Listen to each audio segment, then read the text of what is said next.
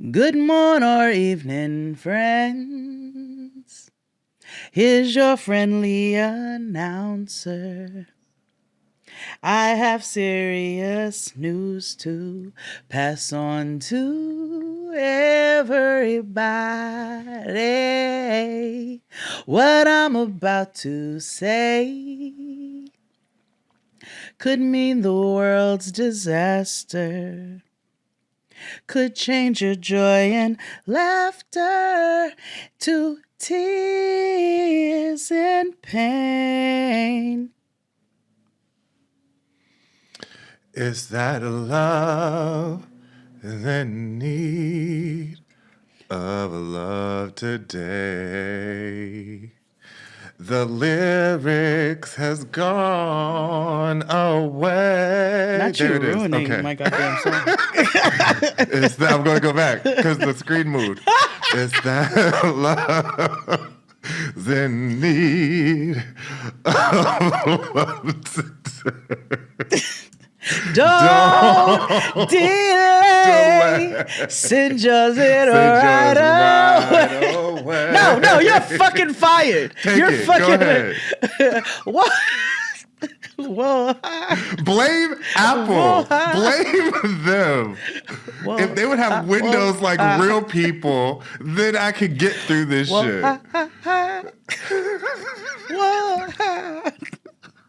Whoa. I'm trying to like focus on you and then.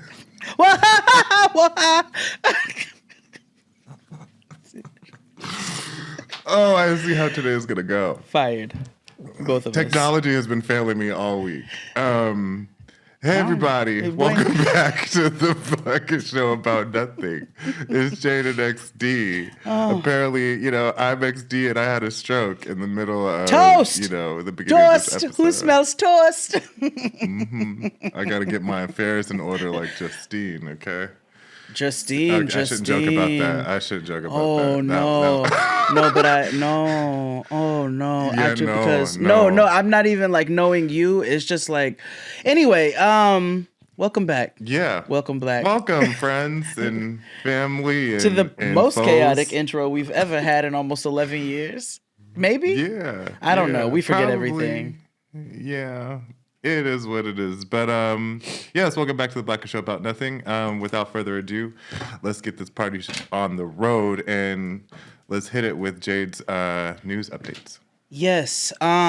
So as of this recording, we are on day 366 of the ongoing genocide in Gaza.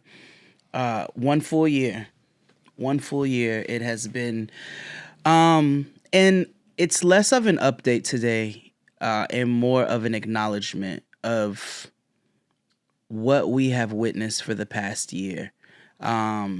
Speaking for myself, I can say, we have joked for years about not marching for niggas, but also, you know where we have actually always stood and always acknowledge the fucked up system that we live in and how that affects us as Black people, as queer people, as women, as trans people, as all types of marginalized folks, right? Like, this is not new to us. It's very true to us. But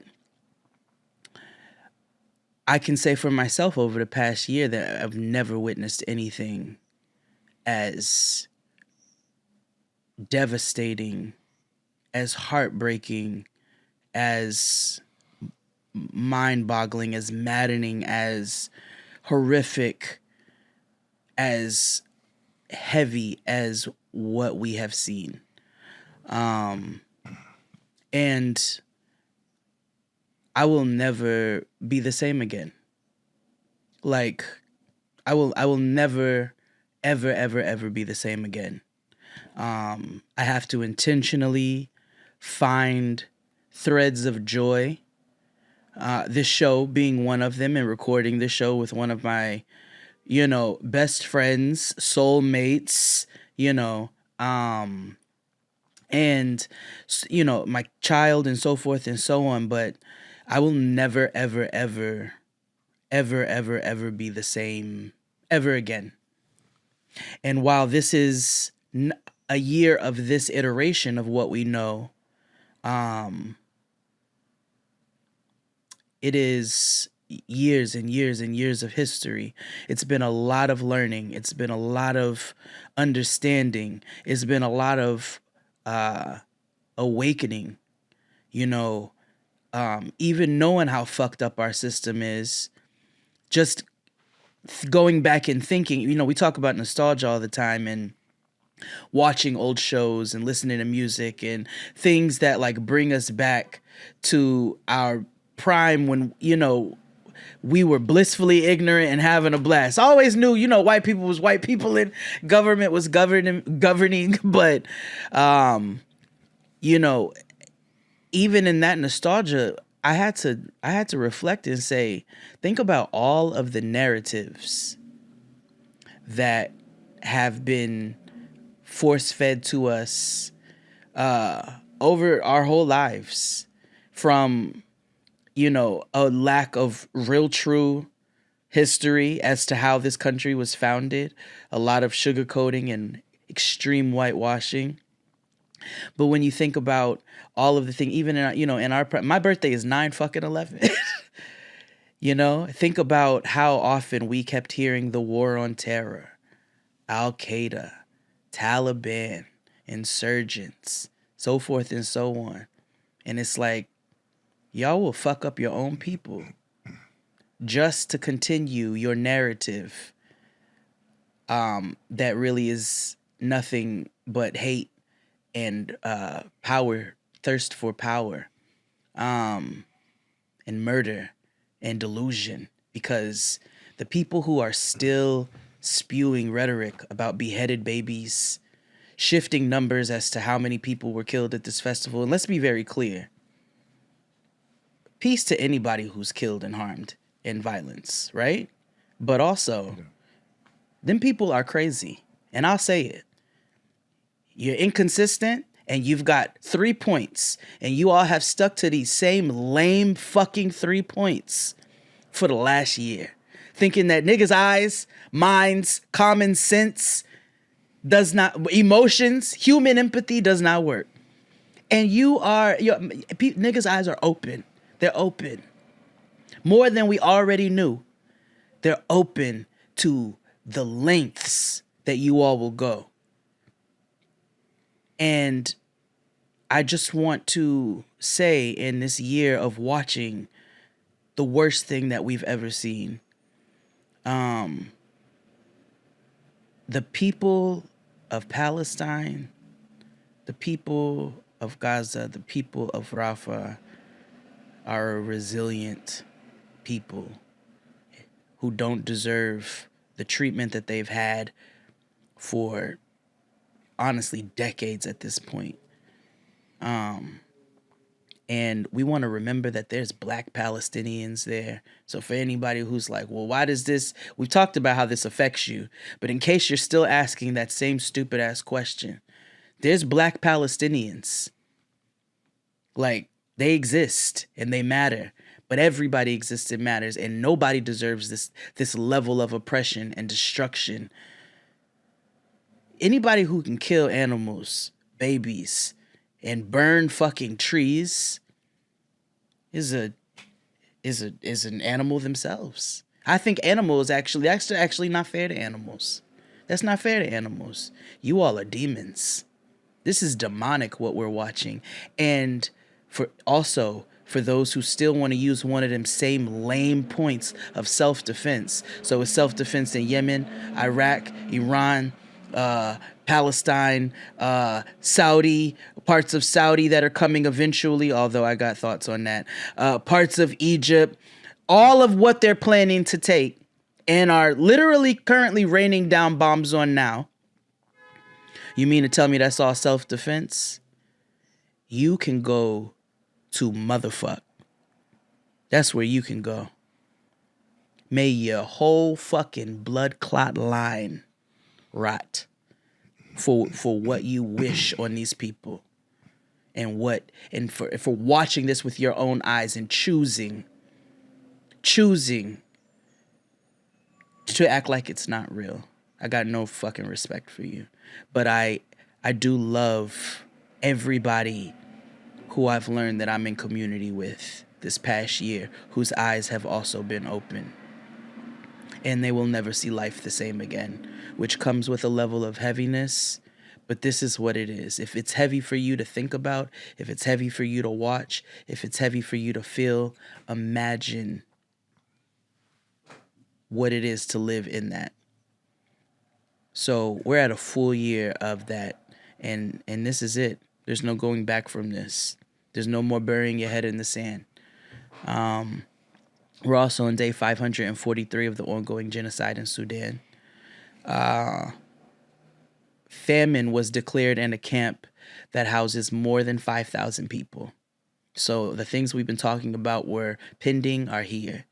There was an SAF airstrike on Al-Hassaisa, Jazeera State, claiming around 100 lives, including children. RSF shelling in the Abu Shak camp in El Fashir, North Darfur, claiming tens of civilian casualties. Big airstrikes in North Darfur, killing 59 civilians and injuring more than 200 in a strike.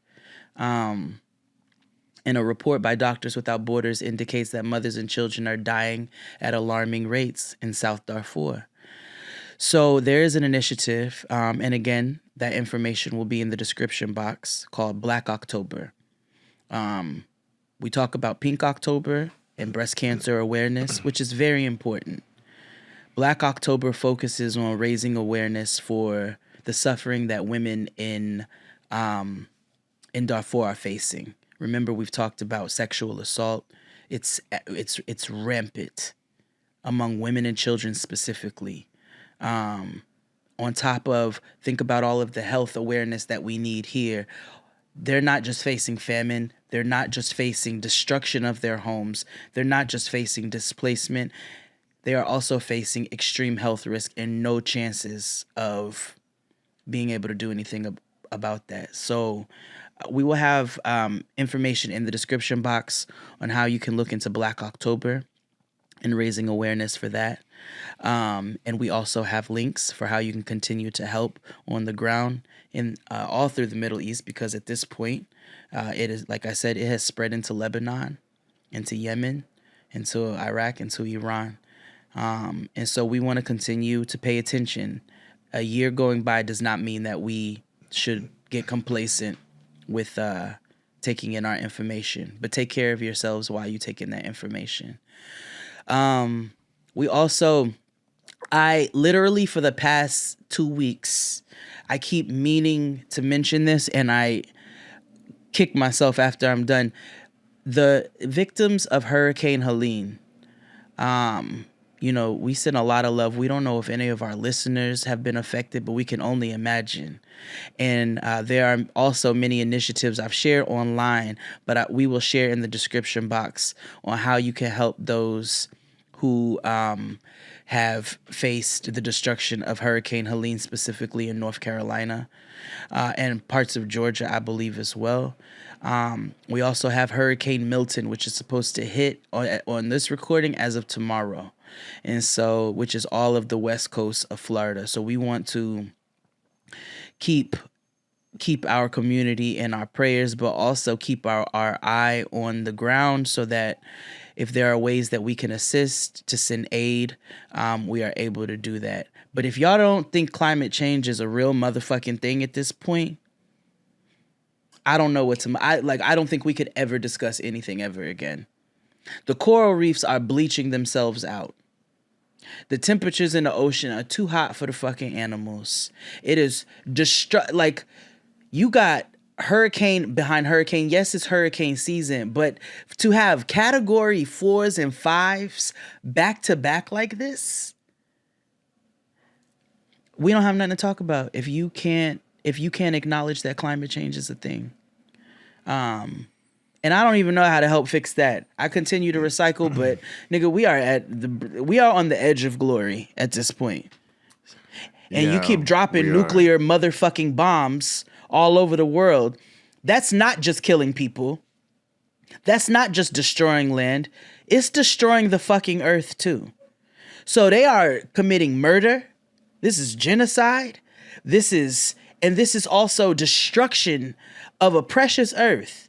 There is nothing holy or chosen about nobody on this planet who has a problem desecrating the entire earth for the sake of their own nasty ass agenda and rhetoric. I'm done. Well, go to hell. Oh boy.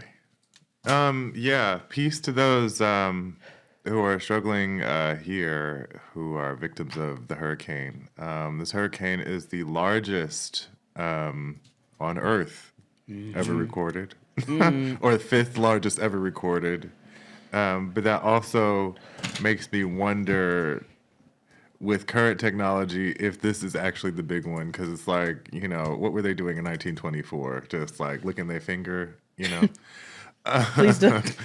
But I'm sorry. But anywho, why are you? Let us know if you're impacted and let us know what we can do. I just looked up the deadliest mainland hurricanes. I want to say it was Hurricane Andrew. No, number one, the deadliest is the Great Galveston Hurricane of 1900 that claimed 8,000 lives. But how would they know? You get what I mean? Like, who wrote that down? They got a pen. They got a pen and paper, quill. They can there was some pigeons. Calligraphy. They had to do calligraphy. Messages in bottles. That's a lot of work. I don't trust it. Number I feel two like right now was Lake Okeechobee in Florida. 1928 claimed 2,500 lives, and then number three is Katrina. Yes. And what's wild is that Katrina was only a Category 3 hurricane, and we're up past 5. I was watching the Weather Channel today, and they were talking about how there should be another category, right? Because what we're seeing now is way past off the charts, 157 miles per hour wind speed. So, and we're up to like 180, almost 200. Almost as fast as a goddamn car. Jesus so, be safe. Yeah. Don't be a hero either. Get to some safety. I understand we all want to hold on to our homes. We've worked very hard, to earn and get and all that good stuff. But God damn it, it's no point of saving the home if you can't be alive to live in it. No. So please get safety. Get somewhere. Get somewhere. Safe. Yeah. That's all I got. Yeah. I have some political news for you today. I haven't had any in a while, but it's entertaining. Oh, okay. I was like, suddenly I have diarrhea, but okay, go ahead. Let's go back to Chicago. Oh, lawless. I don't have a Tiffany Henyard update. She's still struggling trying to find coin to pay off her, her eviction. That bitch is too busy. She's on Poshmark right now trying to sell off everything. Okay, like she's too busy. We don't have time for her. Never. Okay, go ahead. So, the Chicago School Board. I talked about this a few months ago, and how they're changing the processes and moving to an elected board, or hybrid, half elected, half appointed by the mayor. So the teachers union, the Mayor Brown, is a former educator. He also used to work for the teachers union. That's honorable, right?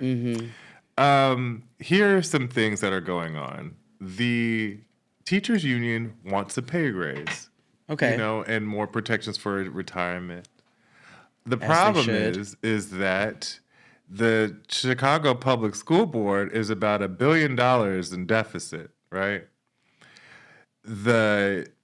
By hook or crook, I don't know how that happened. I can assume I know how that happened. Okay. But, whatever. So the new mayor, who again, former educator, used to work for the union, wants Chicago Public Schools to take out a $300 million high interest payday loan.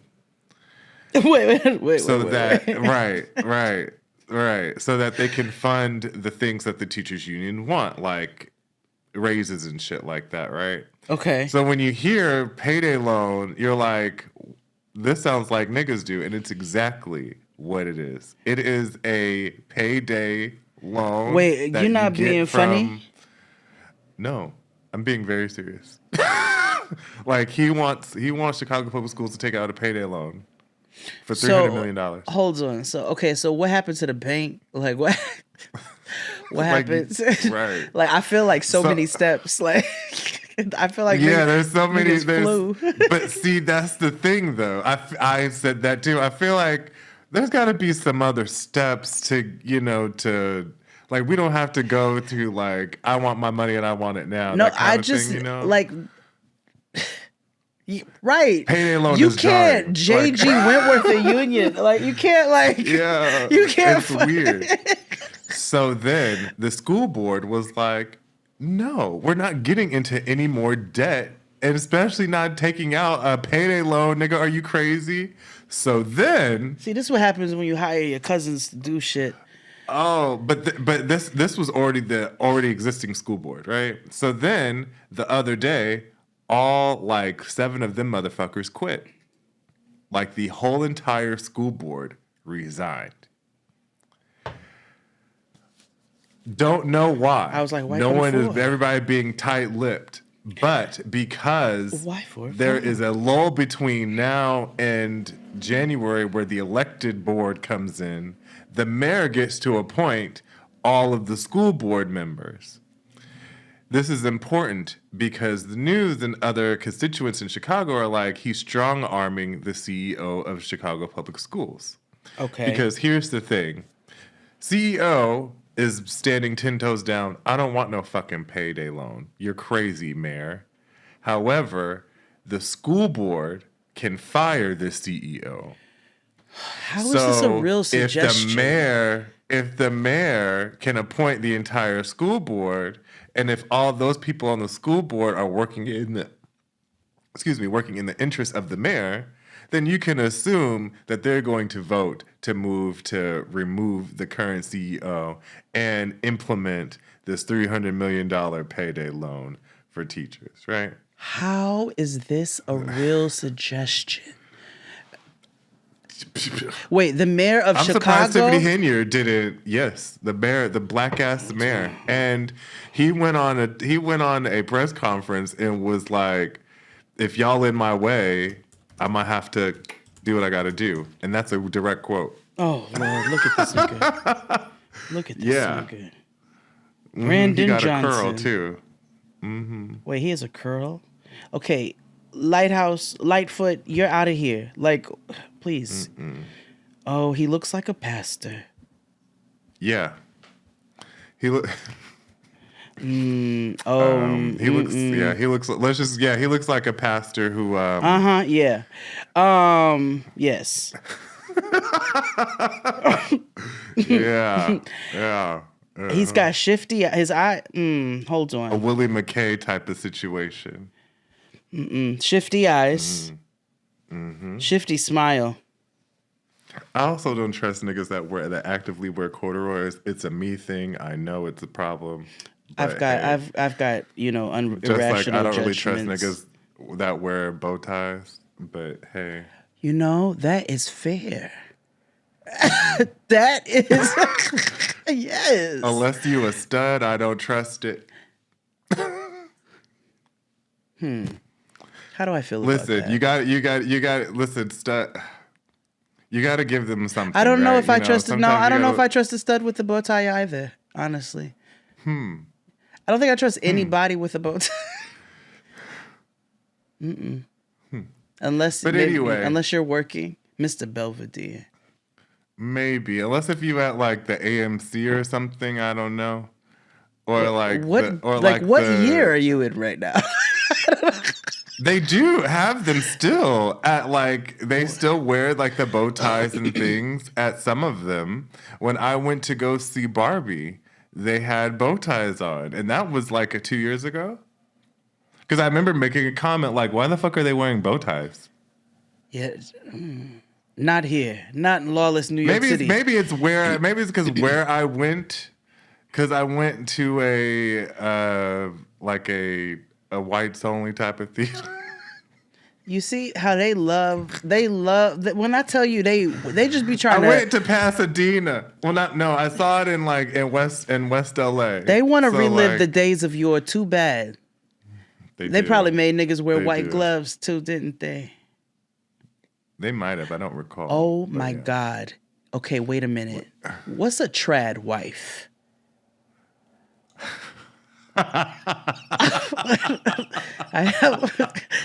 Okay, I'll explain to you, but before I do that, why are you asking me what a trad wife is?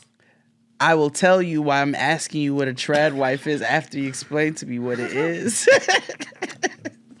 Okay. I don't like questions with questions. A trad wife is short for traditional wife. It is a lifestyle meme that was popularized through TikTok through women of a particular religion, the ones that have Stanley Cups. Yeah. Okay. They are reverting to the days of yore where they are hand making everything. Like a famous one is Nara. Okay, all right. And yes. so Nara trolls people because Nara is a high fashion model. So I was about to get to that. Yes. Yeah. So Nara, this shifty nigga is looking at me. Let me close this window. I don't like this. Brendan Johnson, fuck out of here. Oh, and I have more political news, but yes, this is political. Nara by the way. is. I could see that. So she makes these videos where she's hand making traditional things. I know who she is. Grocery store from scratch. Yes. Yeah. I'll tell you why now. Okay, thank you for clarifying that for me. I thought it was an acronym. And I wasn't sure. So, I've seen her videos. Fabulous recipes, by the way, but then I've seen people making fun of her. And I realized after about 3 videos, I was like, oh, this lady is absolutely trolling the fuck out of y'all. And so many people are falling for it. Like, it's quite funny to me personally. If I ever saw her in person, I would be like, what you do? Incredible. That is the ultimate as a troll nigga. Because she's doing this fabulous. This is fabulous. Yes, this is taking drag too far butter. in the best fucking way. Okay, literally, because she's doing shit in Hermes, but she's churning butter. Right? You know what I mean? And there's so much levels to stupid, I realize, because then people will spoof her because they think she's serious, so they're making fun of her. But then the levels of stupid reaches deeper into the comment section because then other niggas come and they'll be like, you're corny being a black woman making fun of a black woman. And I'm like, well, the first black lady's making fun of all of y'all. So, but that's not people. Oh, go ahead. There are people who seriously want or believe in being a trad wife. I was reading this Reddit story. Go ahead. So what brought me to asking you this, and then I want to hear about this Reddit story, was I came across a black girl who is not well. I see it all in her eyeballs. She's ill mentally. Yes. Ill mentally, illmatically. She's because this bitch was picking cotton. Oh, I know the video you're talking about. And then she made a follow-up video, which I almost peed myself laughing just at the opening because she said, I'm the girl who went viral for picking cotton. Yeah. But as I delved a little deeper, because I was hoping that maybe her tone gave me like, maybe this is jokes. And it still might be jokes, but it's just not a funny one. Because now you are a slave. You are. She says she found peace by picking cotton. Like as for her white husband, and her white husband has her. Yeah. And she's milking cows and drinking the shit straight out the titty. And like, I just, how do we get there? Like, how does anybody like? I just can't comprehend. At this rate, natural selection. Let him die. You know how I feel about natural selection. It's underestimated. It's not just a move by Ric Flair. It is a scientific marvel. Okay, underrated. Let them eat cake. No, let them kill themselves. Natural fucking selection. And I got okay. So go ahead. So there was this Reddit story. There's this Reddit story I came across, and this guy and a girl relationship, dating, they've been together for a minute, but they're not married. This woman was like, me and my husband or me and my boo, we send each other memes, all the time. Like, look at this or whatever. But she was like, I'm finding him sending me a lot of Tradwife like videos. And she was like, at first it was a joke, like, LOL, look at this bitch. But then it turned into, oh, wow, she's really caring for her husband. Care for this dick, nigga, and get out of my DMs. Right. And so it got to the point where he like desired that from her. And she was like, let me tell you one good and goddamn thing. And what I'm not going to do is that. And so she asked the internet, like, am I weird for like saying no? And Reddit for the first time was like, no, that nigga's weird. No, he's the asshole. First of all, he's passive aggressive because you tried to LOL, isn't this funny? I want you to do this LOL. Like, get the fuck out of here. Like, this was never a joke. You always wanted this shit. You probably go in the bathroom and beat off to these bitches making bread. I am disgusted. I hope she left him. And them incels, that's totally like, they're wholly into this shit. Like, that is, they all want to go back to the quote unquote natural order of things where, they could be abusive to their women and not get told otherwise. You know what I mean? Yeah. Like, is that back talk? Are you sassing me? Is you sassing me? So funny. No, it's... You know how we talk about racism. My friend Rosado. It's so because it's my friend Rosado would I'd be like, it doesn't respond, just like, nigga, what? He'd be like, are you sassing me, boy? And I'd be like, what? Like, oh my gosh. Why would you use white that? White people hit hard. Like, their racism. Yeah, but Jiminy Cricket, you can't tell me that's not motherfucking racist. I don't care. No, I don't care what you want to say it is. Don't send me no stories. Don't send me no folk tales. Jiminy Cricket means nigga. I don't care what you say in Mississippian.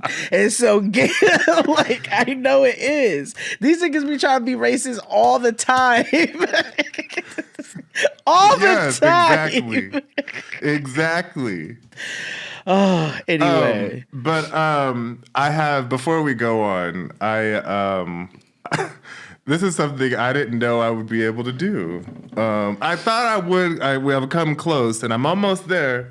But yesterday, I got close to it. Or it happened. I put it on my stories. But for the first time, I got to cross somebody off my downfall list. Oh my God! I had to close my phone after I looked at that. I couldn't. and then I came back and it was people asking, "Why is Jill Scott?" I did chuckle. And they were like, "Well, why you got beef with Jill Scott?" I was like, "Y'all didn't read." No, I have beef with Jill Scott. I have beef with Jill Scott, but that's because she went into the Sable Collective in the first location, and she spun around like fucking Kenya Morris and never ever promoted the goddamn store. What a loser. What a loser. So I have beef. She's not on my downfall list, but she's on bitch I'm watching you list. And I'm still gonna listen to some of your songs because they're good. But you're nuts. Yeah. Exactly. But Sissy Houston passed away. The daughter of the mother of Whitney Houston. The warden. Yeah, warden, anti-gay, low-key anti-black. CO. But, Dion's enabler, Yeah. she passed on. I wonder how, did Dion respond? Oh, I don't know. I don't know. She might have. I have her blocked because I don't. Wait. Because her niece runs her social media, and I don't like when young people be running shit for old people because they make it way too young for young people, and I'm like, this is not some shit she would say. It was cute initially, and then yeah. And then when the element of mystery was there, because we know she can be a little spicy, but once it lost its appeal and its magic when you realize that there was a whiz. Yeah, exactly. Yes, the magic is gone when she figured out who the fuck the whiz is. Yeah. Okay, Dionne Warwick's getting her own street in New Jersey. She's going to be at Bell Theater in Kansas City as well. But she needs her own cigarette. The Warwick. Yes, with hints of mint and rosemary. Yeah. Well, for her, it's menthol and rosemary, but yes. Maybe you snort it instead of smoke it.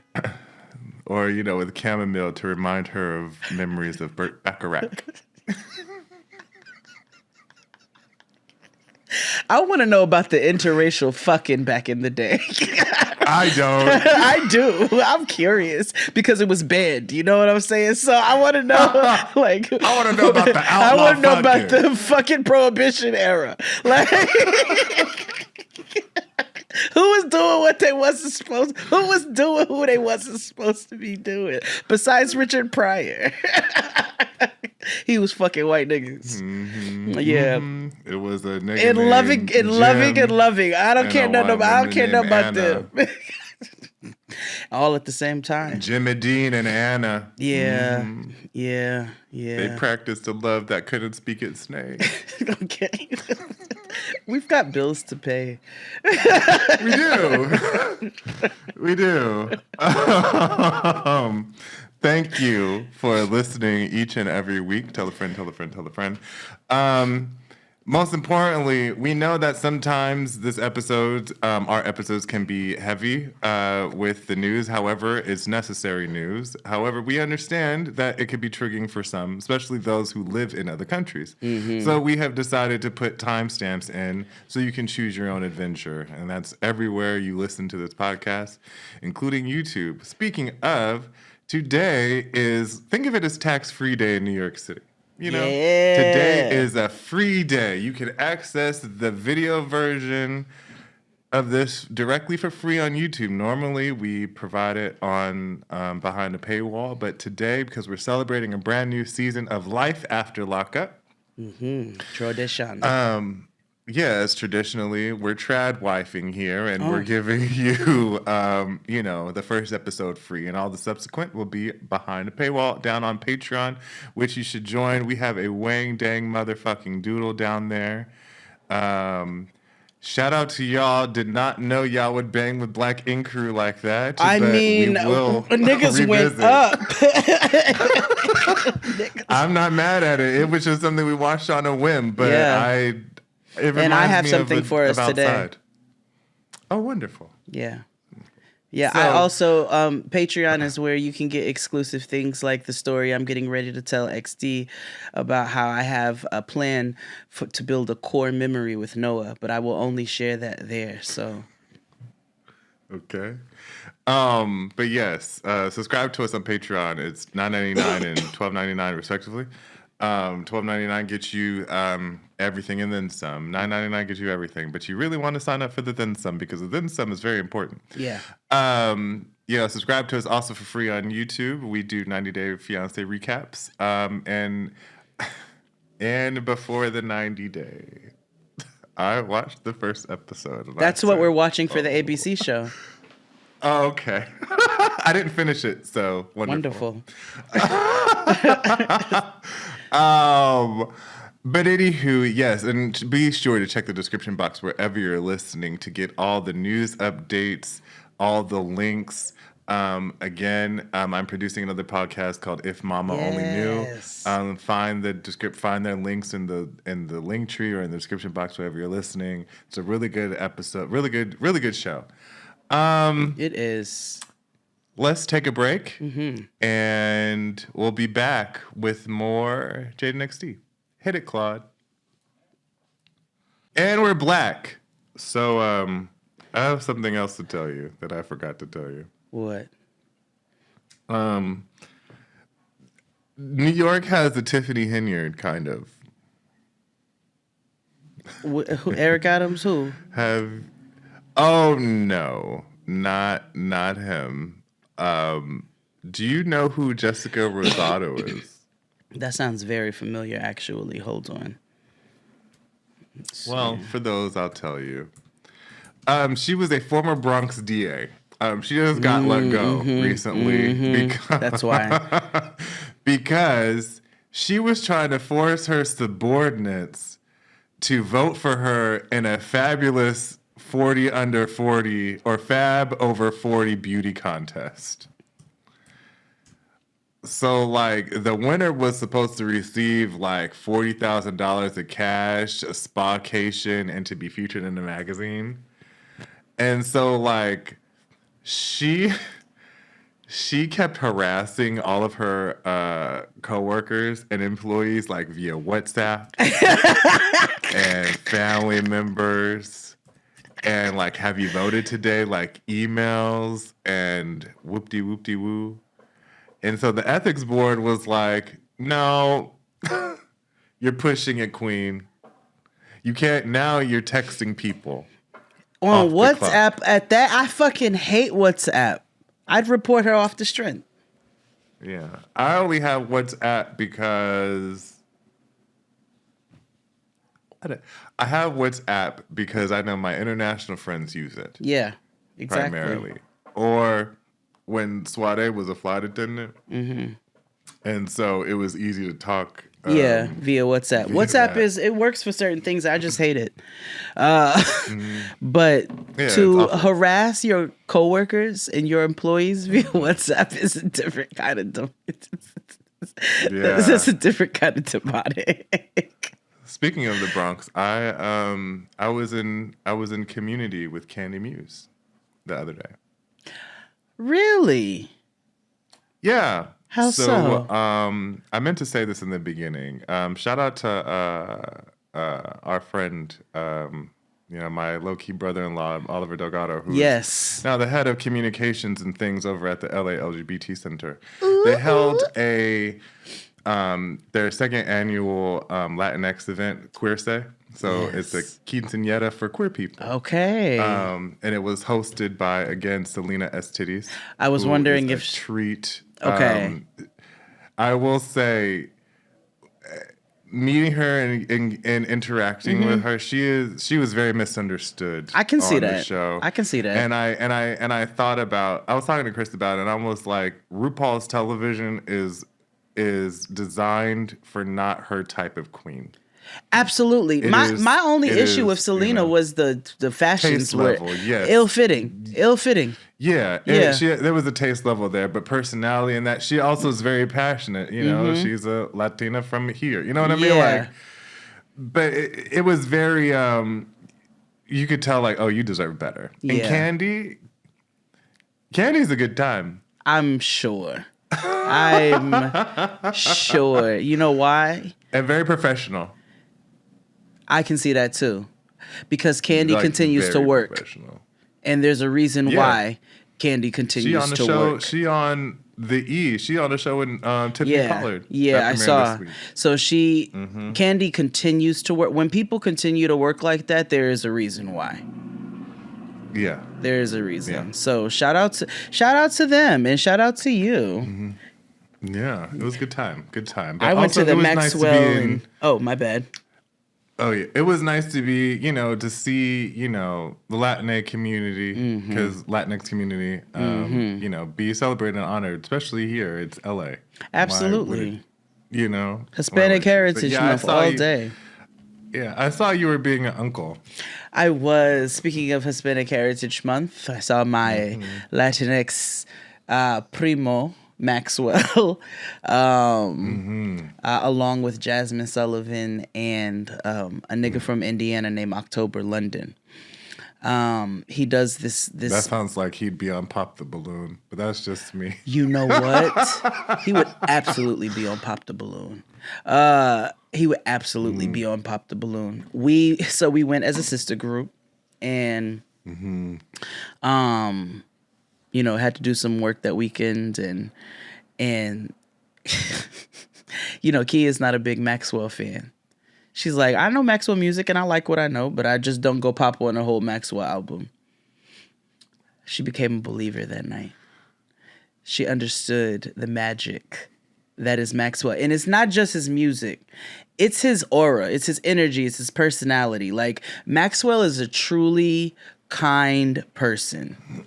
Like, in every iteration that I have interacted with him, seen him live, all of those things, he has never flipped the script. He has never varied from, and it's not fake. Like, that's genuinely who he is. So I just love seeing him and to realize that this nigga's first album came out in 96.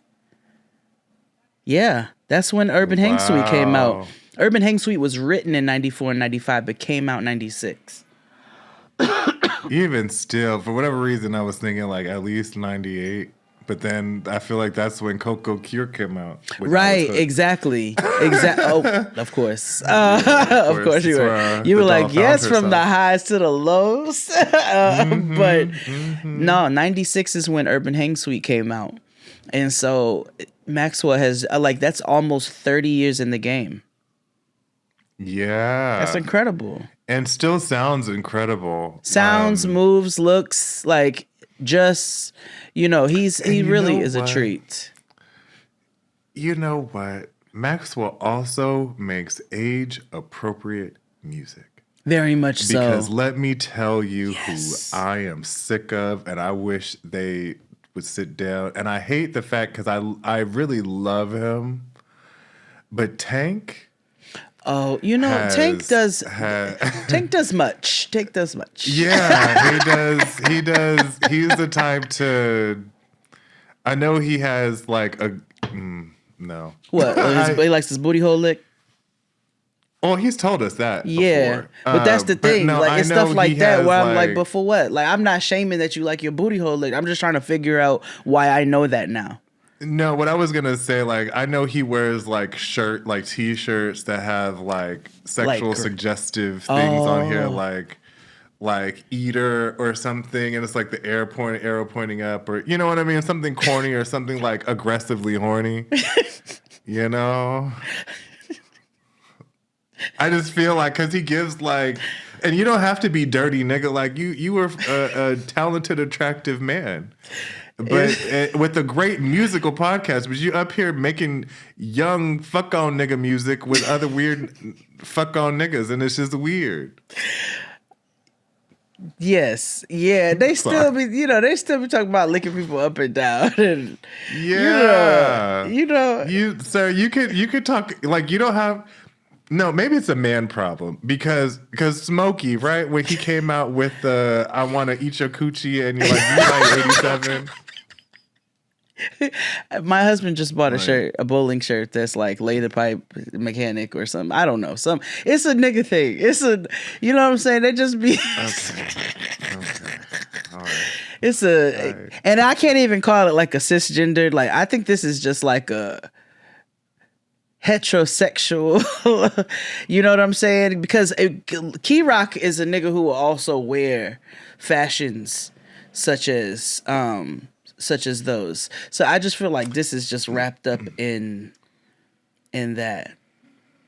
Yes. Yeah. Yes. You know what's funny? Before we get into them, Heterosexual madness.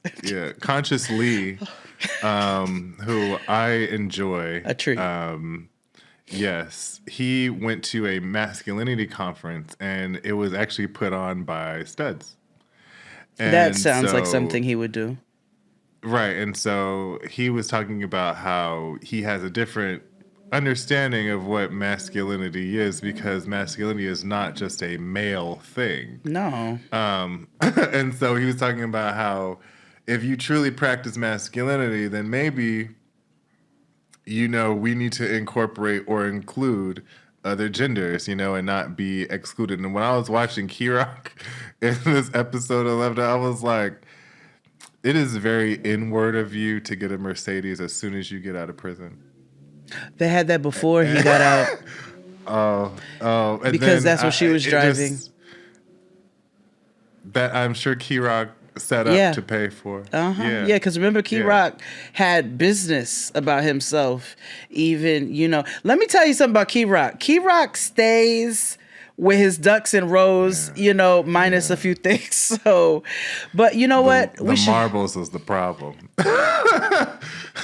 It's not when they get too excited. The problem is that Kerok has enveloped himself in misogyny. So just swaddled himself and put a weighted blanket of misogyny on himself. Not necessarily in the harmful way, but it's practiced like misogynoir. So. Let's take a break then, and let's get into Life After Lockup. Yeah. Let's hit it, Claude. And we're back. Today, the reason why it's free everywhere is we're talking about Life After Lockup. First episode, it is 900th season. First episode, yeah. Don't ask, what season are they on? Because they lie and say it's season 5, but we all know that's and untrue. they count stupid. So and that's because they probably didn't realize what this was going to turn into, and so they just kind of just. You're fucking welcome. But anywho, pay us what we owe, or you owe. Yes, what you. But we're gonna start off with Britney Boulevardes, aka La Sirenita, and Kerok, brother Kerok. Brother Kerok, yes. Do you know what La Sirenita is? Go Google the it. Little Misses. Mm-mm. The Little Misses. Mm-mm. What am I looking for? La Sirenita. Nita. Sorry. Hold on. Spell this. Sirenita. La Sirenita. The Little Mermaid. Okay. Okay. Yeah. Soon as she popped up on the screen, I was like, because we used to have to watch La Sirenita at my grandmother's house. That's very Mexican of you. 7 months out for Kerok, out of jail, out of prison. Yes.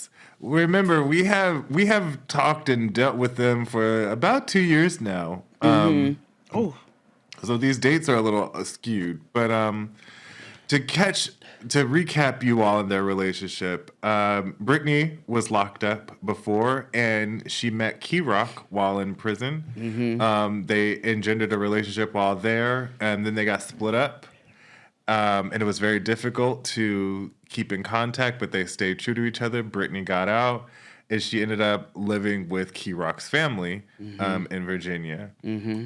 Kerok's been locked up for like 7 years for like assault robbery and a whole bunch of other robbery and things. Mm-hmm. It's important to note that Kerok is a trans man. Mm-hmm. And so Kerok let us know that the state of Virginia made it possible for them to transition more easily than others. Yes. In that dynamic, right? Because how transitioning in prison, that's crazy. But they did it, and they're cool now, right? Yeah.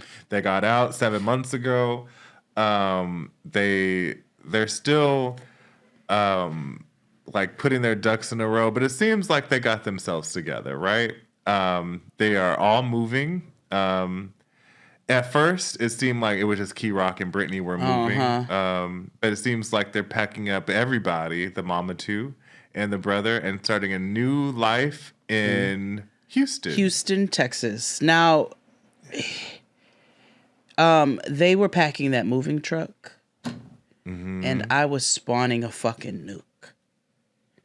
I said, y'all are throwing these... the same reason why? Because they was throwing boxes in there, hither and thither, on top of fucking garbage bags. Nothing was taped. Nothing. What did D.L. Warwick say in Got to Be Real? Nothing was together. Nothing was together. Nothing was together. Nothing was together. They said fuck Tetris. It was just haphazard, and everything in me seized. It seized up as I was watching them. But they're moving to Houston with the whole family, which makes sense because Kerok and his family are very, very, very close and very tight knit. So they go. And he has to take care of his mama because she is recovering from cancer. Yes. I wonder if she's still with the boyfriend and if the boyfriend is going. Just curious. I hope not. I know, right? Because she just needs to be free. And, she don't need to be worried about no nigga. So they go to get their oil changed in their Mercedes, which I know cost $250, $300 at this point. For the drive, Kerok has set everything up. Kerok's like, get the car together. He's paid the deposit on the apartment. They're getting out of the house. He's gotten everything together. He's now an HVAC tech, full time, which means he is making money because that's not cheap. But he gets a phone call while they are at the oil change shop. And it is a representative of the PO letting him know that his parole has yet to be accepted. Now that's important, right? Because that's important to note. And he can't leave the state of Virginia yet. So he's upset. He's pleading on the phone to the officer, talking about all the plans that he's made, all the things that he's doing. And the officer said, as much as I hate police, I did chuckle because he said, why would you do all that without getting immediate approval? And it's like, yeah, why would you do all of that? Yeah, why would you do that? And so they said, so the next steps are they're going to expedite a request that can still take up to 30 days. They're supposed to be leaving tomorrow. What they can do for them in the meantime is put them in a government-provided motel. We can all imagine. We've seen a government-provided motel on Love After Lockup, Love During Lockup, Life After Lockup, when Marcelino and Britney went looking for Britney's mother up and down the row in Las Vegas. And so we can only imagine what a government-issued motel in Virginia is going to be given.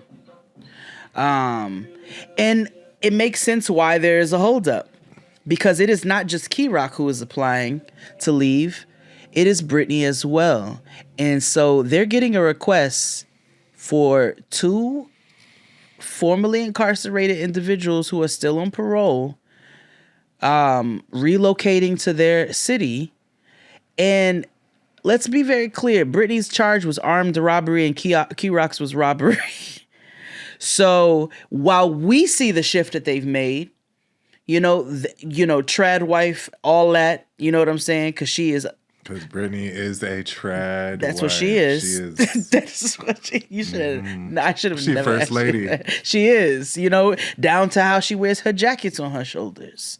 And so, but on paper, 2 felons, 1 armed robbery, 1 robbery, relocating to a new city together as a couple to Texas. And so that's what I said too. I was like, y'all, I understand wanting a new start. I understand it. And I love, and niggas love moving to Houston when they want a new Houston start. is in Texas. But Texas, y'all. Atlanta is in Georgia. because the first thing I thought of was, well, what is Kerok gonna do about meds and stuff? You know what I mean? Because it's like you already got a good scenario and set up here as far as with your insurance and your hormones and whatever the fuck, right? Yeah. I can't imagine going to Texas, a state that is outlawing abortion and all kinds of things, is getting outlaw ready. being black. Yeah. Like, you know what I mean? So I just Now, being black in this is a Houston is a choice, good y'all. time. Okay, but I also I'm not saying it's not. No. I know. I'm saying clarity for the masses that it is Houston's wonderful. It's a cultural melting pot, right? And has fantastic culture, and a beautiful blend of cultures too, as well as its own. But it is still in Texas. It is still under Texas law. While Virginia is also technically the South. You know what I'm saying? Yeah. And got their own issues as well. Loving versus Virginia. They although I'm sorry. That's that case there. I would just anyway. Yeah, it looks crazy on paper. It just looks crazy on paper.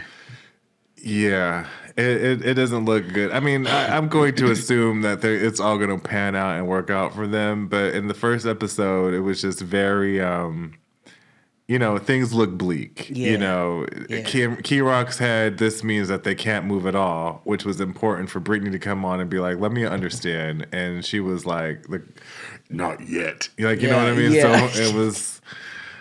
Also, when Britney she jumped on the to, phone, I was like, I'm surprised that PO was like, who the fuck are you? Like, because I just don't imagine that's a call you just pass off. You know what I'm saying? Like, never. No, not at all. But that was them. We're going to see what happens. As of right now, they're supposed to leave tomorrow and have no approval to do so. So, yeah. Well, let's move on to... let's move on to Bianca and Daniel, a.k.a. Sally, Jack-O-Lantern. Yes. And Opie from... yes, he does look like Opie. He looks like Ron Howard. Yeah. He does look like Opie. He looks like Opie. Mm-hmm. Huh. Yeah. Okay. Mm-hmm. A reference. But, yeah. Part of me wonders if her accident wasn't so much alcohol induced, or was it because she was extremely dangerously horny and caused old girl to swerve into the oncoming traffic ramp because she was sick of this bitch. So a little background for those who I do not like her. At all. I told Florida. She has nothing redeeming about herself except the fact that she's a breathing human being. Florida. But other than that, she is Florida. No, because there are cool people from Florida. No, we're not talking about Dade County. We're not talking about Dade County. We're not talking about just whites from Florida. Let me tell you, it's white people from the middle of Florida or wherever the fuck Florida are just ilk that is insufferable. And this girl is Bianca, we call her Sally. If you see Nightmare Before Christmas, you know why. Yeah, take a look at her, Nightmare, and then we'll just leave it right there. I went into this is Halloween. She also looks like old Kylie Jenner. Yeah, she does. Yeah, she is the first version. Yes, that's why I call her the New Adventures of Old Kylie Jenner. She's 23 years old from Dania Beach, Florida. 23 is very important. 23 white and from Florida is very important. She is with Daniel, who looks like Opie, also looks like a boy band member, also looks like he could have been a part of some sort of Reich at some point or another, is 31 years old and from New Mexico, Arizona, somewhere dry and hot. Where's she moved to? Somewhere they have witness protection. Arizona. Yes. Was locked up 4.5 years. Scottsdale, thank you. Was locked up 4.5 years for third-degree burglary. Also an addict in recovery, and constantly battling addiction.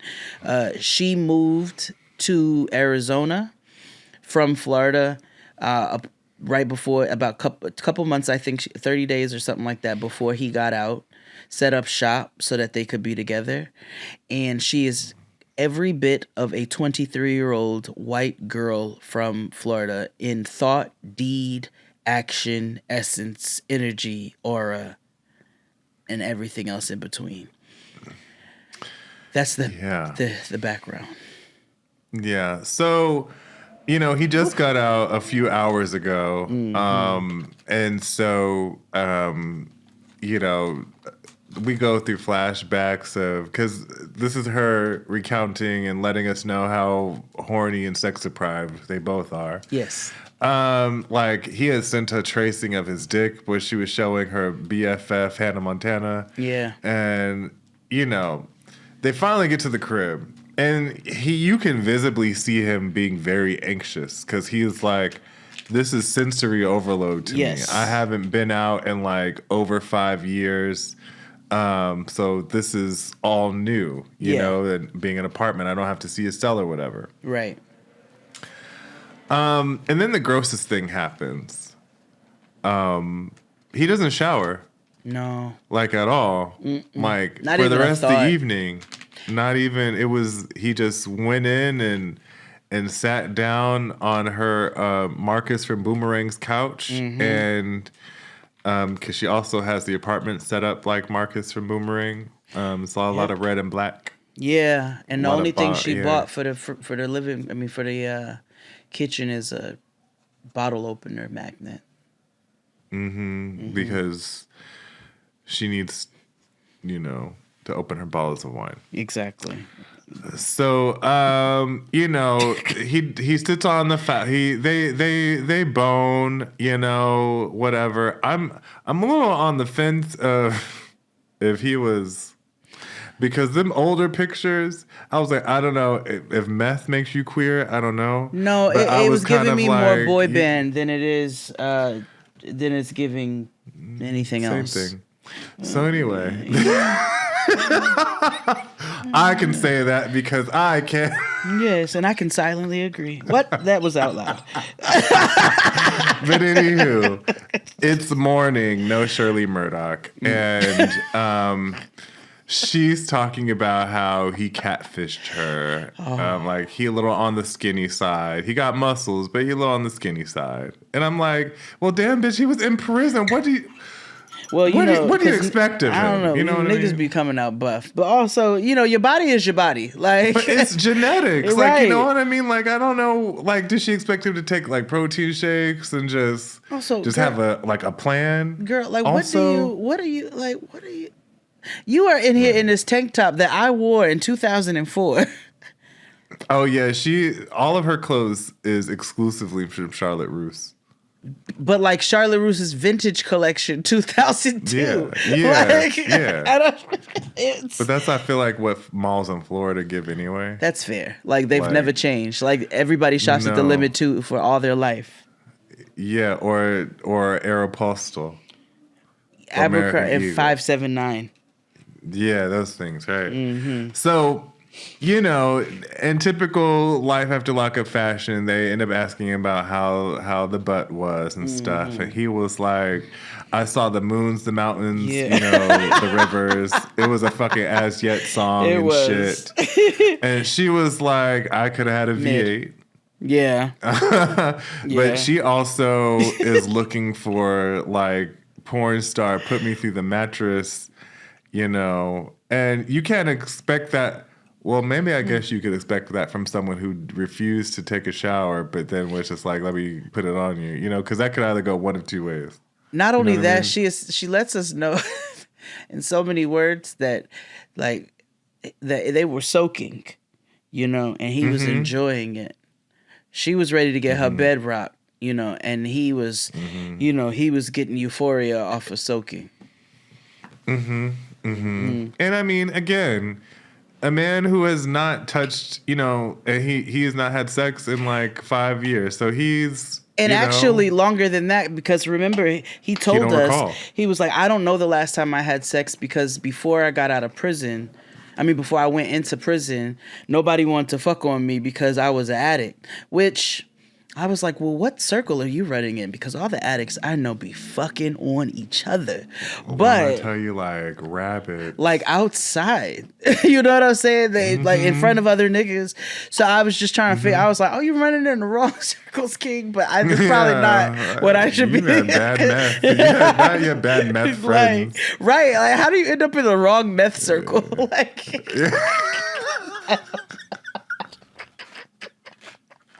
I just every addict I know of every drug and every ilk be fucking or something. So I just don't. They do. I was like, because when I was doing harm reduction, like when I had to make out like safer smoking kits or safer shooting kits or whatever, they all included condoms.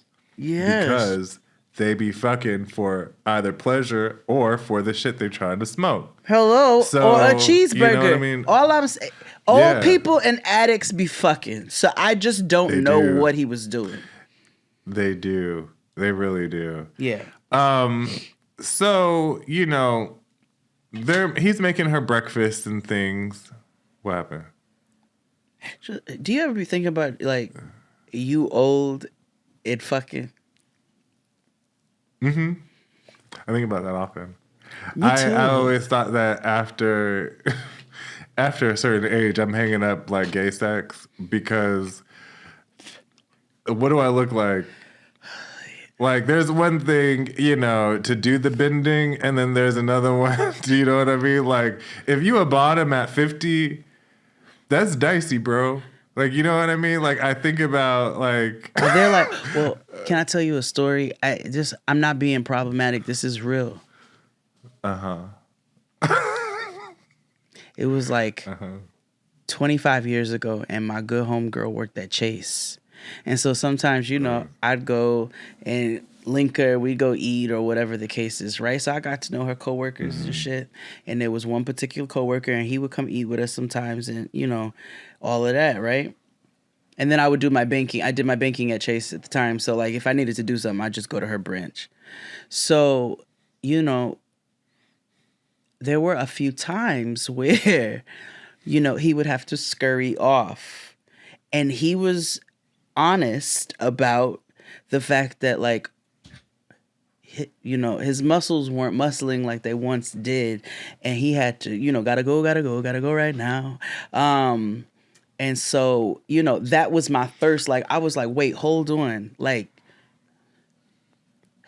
shit in the bed is a phrase in my world. You mean to tell me? Like, he was like, yeah, girl, like he's like, you've been working a long time. he was like, you got carpal tunnel in your wrist, right? I was like, copy. Like, I hear you. So I understand that. I guess because here's the thing, right? I was when we were watching Black Ink, right? And Sky got a vaginoplasty because she was talking about how she got it. What is she got the beef curtains tightened. Yeah, but what's that called? Yeah, vaginoplasty. Oh yeah, okay. But she kept calling it something else. Did she say she would get her vagina bedazzled or something? Yes. Okay. Yes. It's Sky. But yeah, it's the same scenario. Like, after a while, the wear and tear, you gotta get a little tune up. Now, for his case, okay, so like, are there Kegels for your butt? Like, I'm doing Kegels right now, and I feel like, am I Kegling my butt or am I Kegling? See, it's all like a region, so I'm happy. You're Kegling, No, I'm Kegling my Kegels right now. But but how do you Kegel your butt? Just like men, you don't. Like, men, I'm doing my Kegels now, but that's for your like your balls and shit, right? But like, I feel this is why, like, if you engage in anal, like, you have to do aftercare. Like, you do have to sit in, like, a sitz bath. You do have to, like, do aftercare and continue to lube it.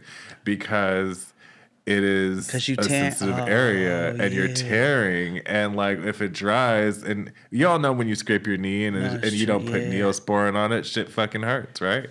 So it's literally the same thing now for them. Mm-hmm. They're experiencing anal prolapse, which the muscles there are super weak. However, when people think about like food going directly through them and out of them, that's a farce. It takes about like 12 to 24 hours for you to actually digest. That's just stuff that's like when you eat food and you have to shit right away. It's just something like your brain has activated Because your the muscles to intestines be are like, long, nigga. They got to get through. exactly. So your brain is telling you to clear out for something to come in, which means that's already been in there already. So that's something. But yeah, anal prolapse is a thing, and I've thought about that often. And you can experience anal prolapse at any age, honestly, if you work a lot. I was, You know what I mean? I was like, I got, I got arthritis in this wrist at, 16. Yeah. You know what I'm saying? So, Yeah. yes, I do understand. If you don't. Pussy don't fail me now. Listen. Yeah, I think about my old sex, and I'm like, am I gonna be like that old freaky lady from New Orleans who still be buying crotchless panties and like her and her nigga be dipping off to hotels and shit? Or, I just wonder. Like, I'm curious. It's different if it's just you and your nigga, and you can be nasty with you and your nigga just together, right? Yeah. That's the thing. But like, which is fine. I don't think there's anything wrong with it. I mean, as long as you're not subjecting the world to it, Well, I like, do old niggas in old nigga homes, like, once upon a time, like, did they imagine that they were getting ready to be old whores, spreading it wide and laying it low at the nursing home? Like, what was the trajectory of their lives? I just wonder. But I don't think people ever think about stopping fucking. I think everybody's always thinking about when's the next time they can, right? Oh no, I'm not talking about stopping. I'm just wondering if they envision their lives as like a fuck for all in their old days. And I'm like, not. Am I gonna be an old lady like 915ing all over the nursing home? I don't know. You might. You never know. I know. Because I don't know what old hormones give. Let me keep doing my Kegels just in case. Yeah, exactly. Let's take a break, and we'll be back with more Jade and XD. Hit it, Claude. And we're back. We're covering Life After Lockup, the brand new season. You could always check your local listings on WeTV. Let's move on to Kim and Joey. Legs, hips, and body, and Kirstie Alley. Also, Kirstie Alley. Yeah. Mm-hmm. Yeah. He's a brick house, body yaddy yaddy, stacked. Yeah. So we met them literally last season of Life After Lockup. Basically, Kim is a single mother of two. She's secretly married. She hasn't told anybody. She hasn't really gotten divorced yet, but that's going to come an issue later. She is currently engaged to a high school or childhood grievance, deviant. He was a wild one back in the day. He stole from her daddy's shop. Even though he still it's denies the it to this worst day. spin the block. He fucked on her. He was kicking it with her cousin. He cheated on his cousin with Kim. Like it was a lot, but. Yeah. He's out. They have matching cars. He's broke and he's spending all her money on a teacher's aide salary, and she's happy and in love. Yeah. So she is going through baby clothes and things with his mother because they're getting ready for a garage sale because they are trying to get a new home and any little bit of money helps. And so she's selling all old baby clothes and whoop-de-whoop-de-whoop. He ain't got no job. Down payment from home. Yes, no, he has no job. It doesn't seem like he's interested in getting one because he's been out for a couple months now. Mind you, in the last season, this nigga, he needed new tires for his brand new car. Don't know how that works. A Nissan Pathfinder that she bought. which matches her Nissan Pathfinder. And he went to the shop and bought. She told him $500 limit, $700 limit, something like that. He bought $1,200 rims. $2,200. Oh, $2,200 rims. Yes. And didn't and thought it was the disparity of what she told him to spend versus what he spent was pocket change. Yeah. So they don't really have a real financial plan for anything. It's just kind of just vibes, you know? Yeah. But now he's Mr. Mom, you know, with the hips to match. You know, he is in charge of, you know, the daddy girls. Stuff. Yeah, yes. Yeah. So there really isn't any storyline for real until... And when they brought it up, and I looked, and I was like, Perhaps. Perhaps. So we got a Maury case on our hands, friends. So one of the children could possibly be legs, hips, and body. They did a side-by-side like you do on Instagram or on Maury. And gotta be honest, that little boy doesn't not look like him. You know what I mean? Furthermore, they showed... So she was fucking on her ex at the same time she was fucking on him because her ex cheated on her. She found out. And so she went back to her old thing because she likes to spin the block with him multiple times. And so she was fucking on them at the same time, got pregnant, but then he went to jail. So she was like, oh, bet that I'm going to go with the nigga who's here, even though the nigga who's here has not really been present in the child's life. The child is 5. Now, when they showed the picture of them, they blurred the face, but even in everything else that was not blurred, that child is giving way more body yaddy yaddy than he's giving whoever that nigga was in that picture. Yeah. They buy a test. She's going through it. They try to make it seem like it's a covert mission. She's like, well, what do I have to be? I don't want to be involved. And he's like, relax, just lay there like you usually do. And I'll swab him and we'll send it in a few weeks back. I'll find out if I'm the pappy. And that was literally them. Yeah.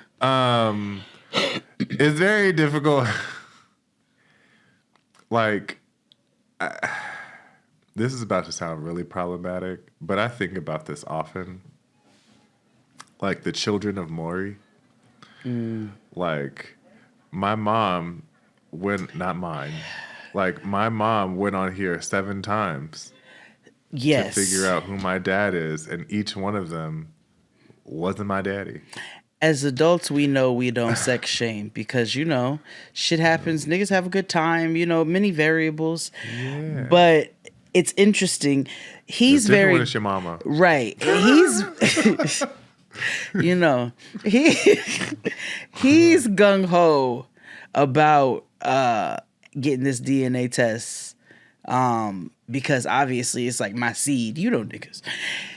Yeah. She is not gung-ho because she does not want her children to think she was a gung-ho when they find out she was fucking on 2 niggas at one time. And so she's very much like, oh, well, his daddy's not present anyway. What does it matter? And he's like, because I want to know if this kid is mine. Right. She just don't want to grow up and have to explain her fucking on 2 niggas at the same time to her kids, which is like, girl, you got to get over that. Yeah, you got to put your big girl drawers on and stand up. Yeah. With a spine. So, and she's concerned also, which I can understand this aspect of it, that if it doesn't turn out this way, in the way that he wants, because he's very excited about it, how he's going to handle that level of disappointment because he is a recovering addict. And so, which is why she also keeps Apple tags on every inch of his person. So she's installed one of them pet chips in the back of his neck and everything. So she is concerned with what is getting ready to happen if this kid is not his. Yeah. We'll see. But that was them. Yeah. Where would you want to go to next? We've gotten all the whites out the way. Yes. Ooh, who do you want to end with? Oh, let's go with Justine, and Montana Millz. Montana Millz, who is going by Michael now. Yeah, as he should, because after a certain age, if you haven't achieved your optimal level of success in rap, then you need to go back to your government name. I just watched Busta Rhymes perform, and that nigga has consistently worked for years, and now needs to stop. So He needs to go by Trevor now. right. Like So go back to being Trevor. like I respect you when you know how to gracefully bow out. Yeah, when you know your time has set. Like him and Spliff Star was up on that stage. It was a great concert, but they was up there with their daddy ass grandpa Wheezy. bellies and bubble coats and outfits and like rants and raves, and it was just Geritol needing ass niggas. in moods. So yeah. So Justine and Montana Millz. I actually really enjoy them as a couple. Yeah. And I this is probably one of the few honest and true storylines we will ever get out of a Matt Sharp production. So how do we recall? So we've been with Justine and Michael for a while now. Justine is a mother of 4. She had 3 kids on her own. And Michael had 4 on his own when they first met. They got married while in prison. He was in prison for distributing fentanyl to people. And, he also raps on the side and makes shoes. They have had some tumultuous times, not with anything like him cheating, but like his mama's crazy. She called Justine a hoe and wanted to make sure that the child that they had together was his and tried to sneak a DNA test. So whoop-de-whoop-de-whoop. They had the child. Her name is Manhattan, and she is so cute. They call her Maddie. And, we also learned that Michael has had to get a day job because they spent too much money on this house. And they low-key had to because it seems like all of the children live in the home. Yours, mine, and ours. I mean... Yeah, like Oprah could put a school in there if it was in Africa. The only two I didn't see were those 2 young... No, because you know how I feel about them Reeboks and them hot dogs. Because that's probably all them kids is eating because money is so goddamn tight right now. Because how do you feed 9 niggas? How do you... Of all growing types, you see what I'm saying? Like you got a college student, so they eat you out of house and motherfucking home. You got a 17-year-old, which is on the brink. You got an 11-year-old arrested for how much they eat. Right, like they have a slew of like niggas who eat, and then the 2 youngest, I don't know if they're there, but I feel like they come because I feel like he sees all his kids, and they love this life. But she don't work. No. I know they're not selling them shoes no more, and they only sold 2 pair. He's not making music. He works for the moving company. So, like, this is not 1992. What's happening? Anyway. That's why I don't understand why people who will be having multiple kids, like, we don't have to have hella children for the farm to not fail. You know what I mean? Like, I'm reassessing right now over 1 more because I'm like, nigga, I'm feeding 3 of us and it's crazy for groceries. 1 bag of groceries I got today, 1 paper bag of groceries, $68. Yeah, I spent like $200 yesterday and I only got like 4 plastic bags of things. And it's not even I went to like Whole Foods. I ordered from fucking Food for Less. So it's not like it's super basic food. Like I can't imagine just feeding children. Like Chris and I talk about that often because I'd be like, God bless your mother and father, because he's the youngest of 7, the youngest of 8. So I'm like, what? That's crazy. Yeah, I do not understand this, and to willfully so they are kikiing, joking that she did this on purpose, right? They're at the doctor. We see Manhattan Barbie for the first time, because she was pregnant the last time we saw them. She is a doll baby. I mean, a living doll baby. But yes, her name is Manhattan Barbie, and she also has merch. Her mother's wearing it to the doctor's appointment. Yeah, I was trying to. I would know. I would I was no. trying. No. No. The child has merch. You wouldn't wear Noah. You wouldn't wear Noah merch. I wear a Noah in necklace, and that's about as merchy as it's getting. Maybe I I'll. don't know if I had tattoo. if I had a kid, I'd probably be head ass about my kid. I'd have a banner like. I'd be so proud. Unless if my kid was whack, then I wouldn't. You know what I mean? Then the Yeah, but no, that's real. If I had, I'm not gonna promote no whack baby. It's weird. Like what? Some kids really do have bad vibes, and I really want people to just acknowledge that. And sometimes, not all children you can vibe with. No, that's I'm real. not saying we gotta like do anything bad to them. I'm just saying some kids you just don't. Some kids aren't cool, okay? No, they're not. They're not. And it's like, y'all having two back-to-back like that, like, it's like, ooh, 50-50. I don't know. This can go either way. Exactly. It's dicey. So they at the doctor. Mm-hmm. And we learn that she is in the family way yet again with baby number 9. Yes. Not hers, but this is just in general baby number 9. Yes. This is a joyous and very bittersweet occasion because, they were like, the children are involved. They know, they're excited. We didn't tell anybody else because my mom was crazy and whoop-de-whoop-de-whoop. Both their parents are crazy. And they're having a boy. And so the doctor, Dr. Heather, sets in a very, very sobering reality for both of them. Yeah. So her last pregnancy was very high risk. Mm-hmm. And this particular pregnancy will be extremely high risk because of she will have to have a C-section from what it explained. Yes, and has had several already. Yes, and has had several already. Dr. Heather was like, in any other world, we would have tied your tubes at 4.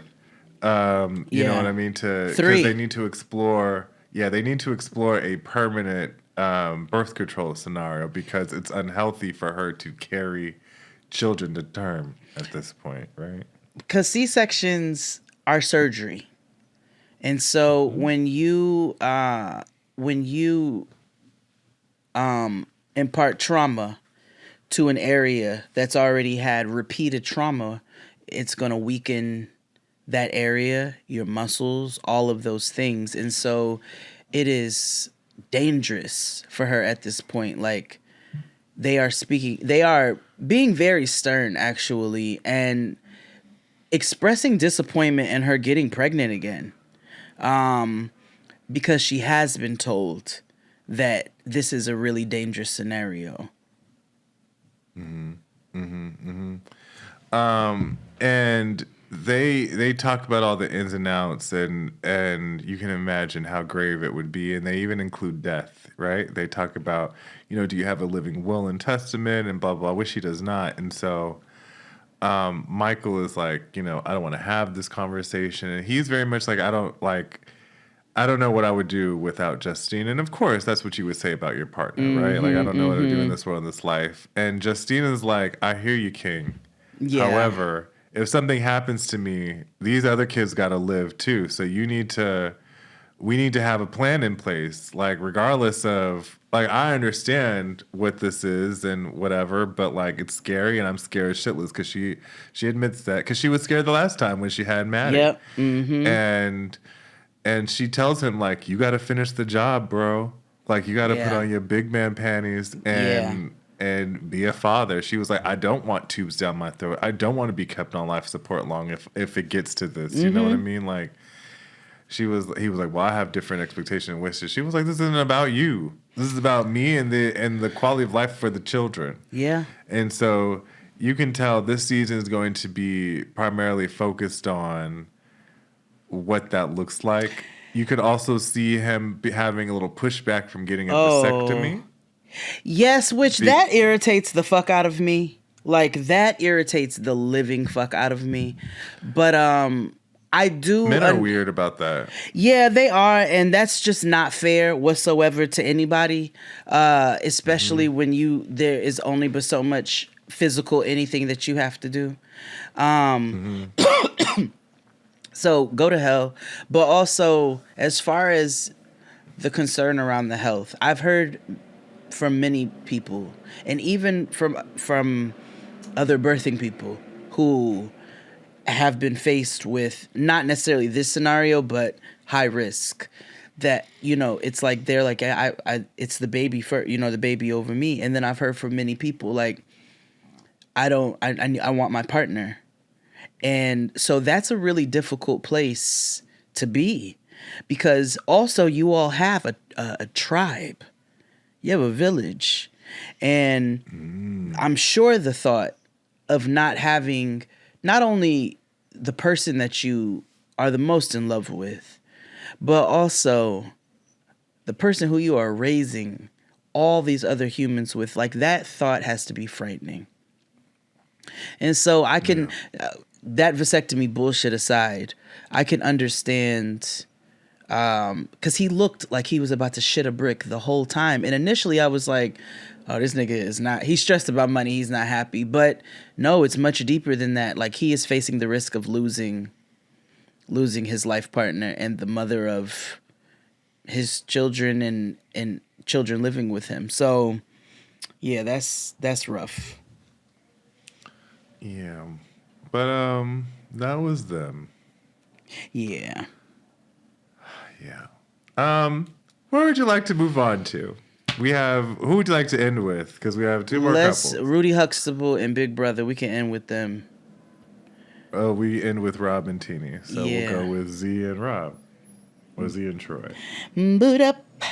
Boot up Winehouse and Teddy Thugspin.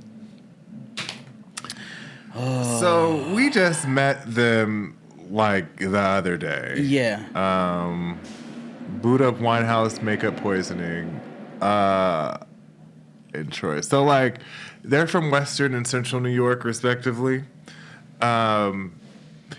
If you missed it, Troy just got out of prison maybe 2 months ago. He was running the streets and got caught up, and he was locked up for a significant amount of time. He was married in prison to Zeruiah, who he met through his former bunkie. So Zeruiah, she has a child named As Hell, and and the father of As Hell is in prison, and As Hell's daddy had a roommate named Troy. And somehow, some way, she started talking to him, and that's how they became to be. Now, since he's been home, they've had issues, right?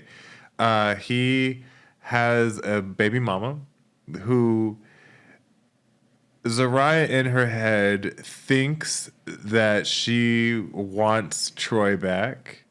She also thinks that this baby mom's is bad news. Yeah. And all that good stuff. And recently, they all went, he got out, him and his mama, they drove to Buffalo and met the kids and family, whatever. And Zeruiah didn't talk or engage with his baby mom's, Yana, with anything. And she felt away. And Yana was like, well, girl, why the fuck, I don't want her around my daughter because she wasn't even woman enough to talk to me and figure some shit out.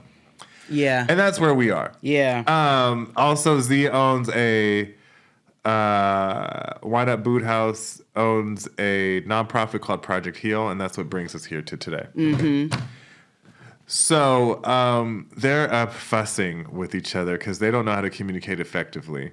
Well, Zeruiah doesn't know how to communicate effectively. She just yells and things. Mm-hmm.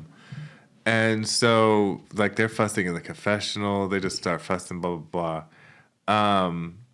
Her sister is still there. 2 months later, Z made it a point last season to tell her sister, like, you don't have to move. Like, this is your house first, and yada, yada. And her sister, which I'm surprised she lacks shame because she should have moved out. But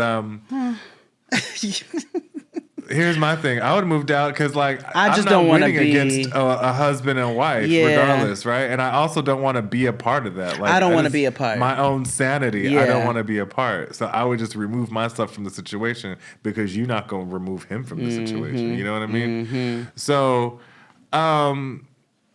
her sister is like, yeah, I don't like it when they fight. They fight a lot, and she be handling the business.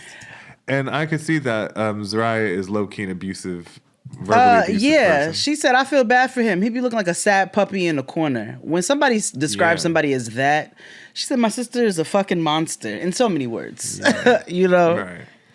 So the next quote is usually how I lived my life, but also lets me know how the rest of their story is going to go. Mm-hmm. So they're about to go to work, and they're already running late. And he says, well, I'm about to roll this blunt so we can go. Yeah. Yeah. Yeah.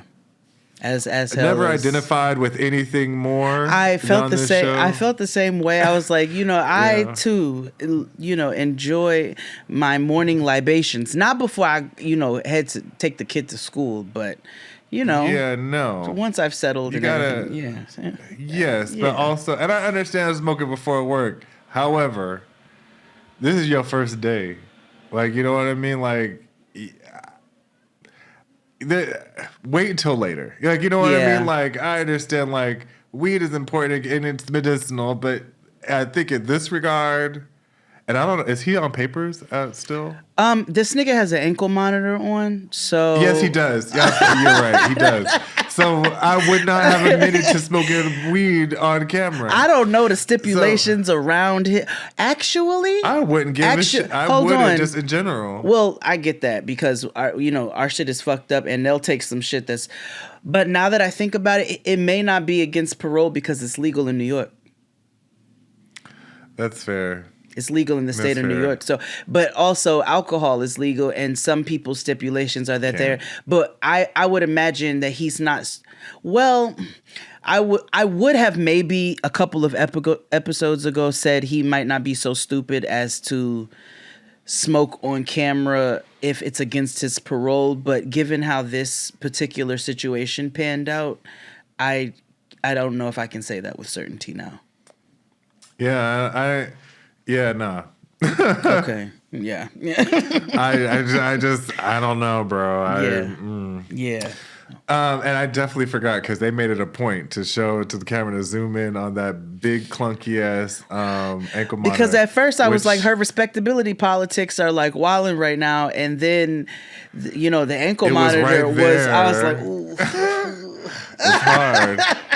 Just like I tried watching Dancing with the Stars the other day, just because white people whimsical television is great to watch while high. When you're looking for, I don't need to focus, I just need to just watch something. You know what I mean? And they had Anna Delvey on there and her ankle monitor, and I was like, this is ghetto whites. Like, you know what I mean? Like, I don't ever want white, because I hate when white people say this is ghetto, but then I looked, I'm like, oh, this is ghetto. Like, yeah. Yeah.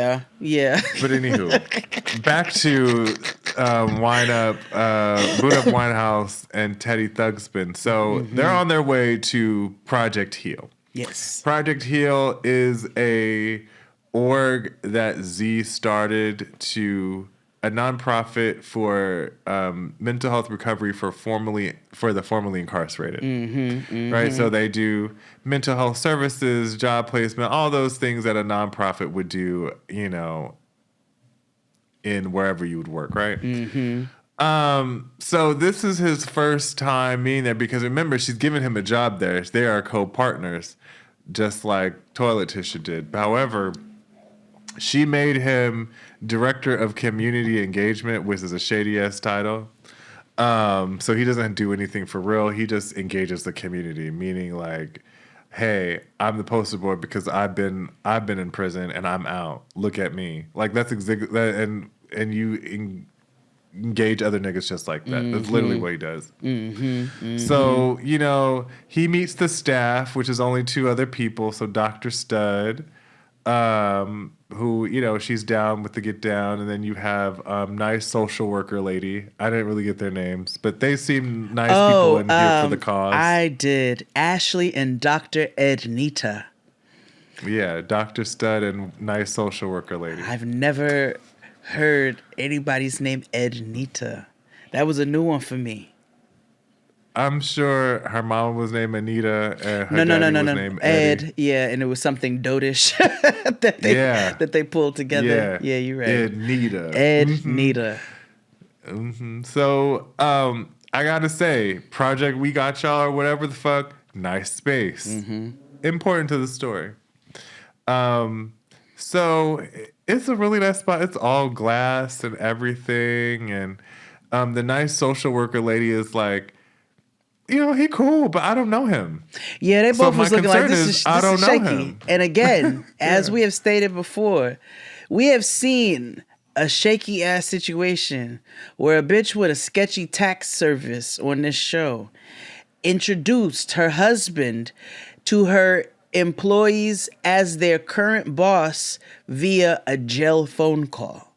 And so, I can understand for employees that have systems in place and things have been working for a while, when you bring your nigga ass husband in here talking about he's co-owner out of nowhere, there might be some, we just need to pay a little attention and see how things are going to roll.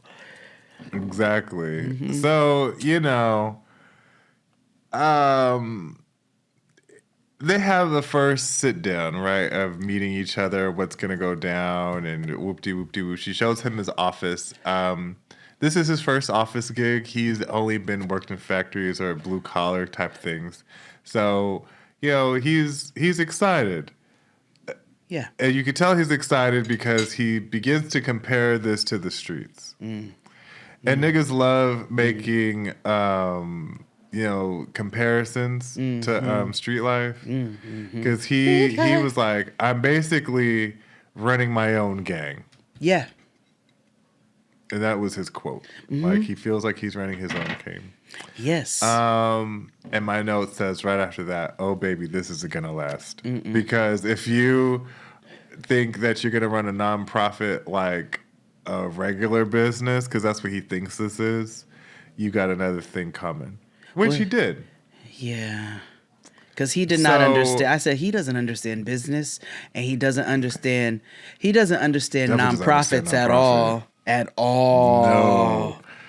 Although her explanation, while made sense, there was something missing. Swiss cheese. Oh, there was, and I'm gonna get to it. Oh, okay. Because because I'm like, yes, grants operate kind of like that, but also, what type of grant do you have? Because you should have got all that money up front. If not, because why are you invoicing off of a grant? That doesn't make sense to me. But hey. So anywho, she has a secret. Yes. Whatever. The next day, they're laying in bed. She's talking about how she was robbed of a wedding because of COVID and he was in prison. And I was like, okay, both of those are your choices that you decided to make. You could have waited and all this, but no, you chose. Yeah. So she shows him a text message. And the text message says that the rent is late by 2 months. And the way he's thinking, so we haven't paid rent for this apartment for 2 months? What the fuck? And she's like, no, this is for Project Heal. So then she makes a very unclear statement about how the money, about misuse of funds and where the money is going, or how the money isn't coming in the way she wants it to, or whatever, which I thought was very odd because last season you made it very clear that you just manifest money, you know? And somehow you're $7,000 in debt, so you better hightail it and take him, cash in that money bouquet you gave him and apply it to the copier being Frick's, Khadijah. I told you that Psychic Aaron, you know, a broken clock is right twice a day. And as a girly who, you know, doesn't mind delving, I'm still very skeptical of the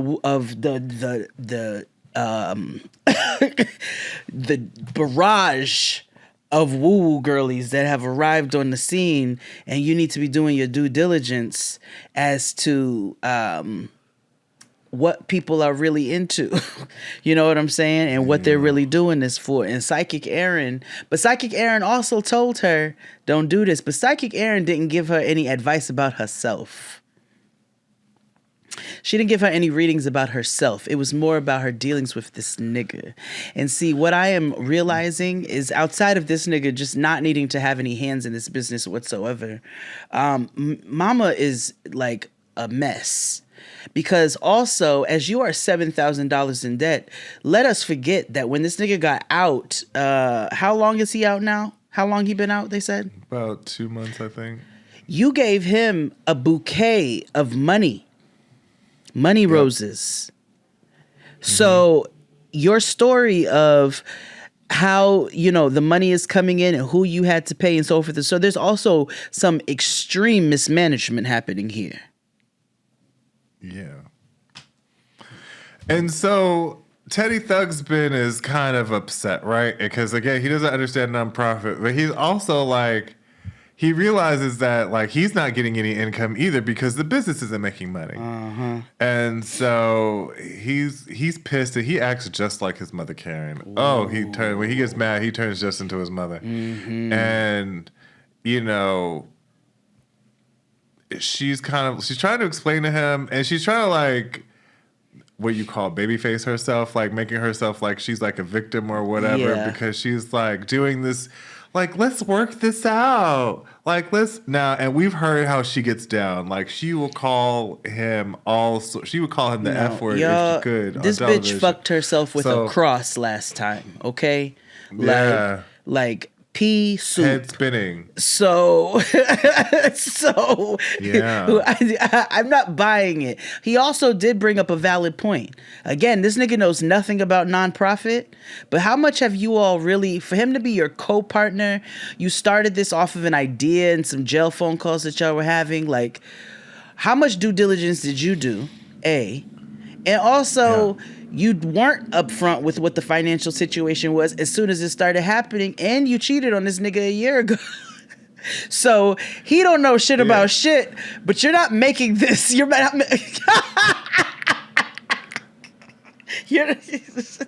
You're not making this situation easier. Not at all. So he goes outside in his ankle monitor and a pink do-rag and all black because he's angry, and now he feels like he has to hustle because he has to provide for his family. So I don't know what he plans on doing, hugging the block again. I don't know, but we'll see. I don't know how much you can do in a pink do-rag and an ankle monitor, but yeah, we're going to see what happens. That was them. And let's wrap this on up. Yeah. Ooh. Rudy.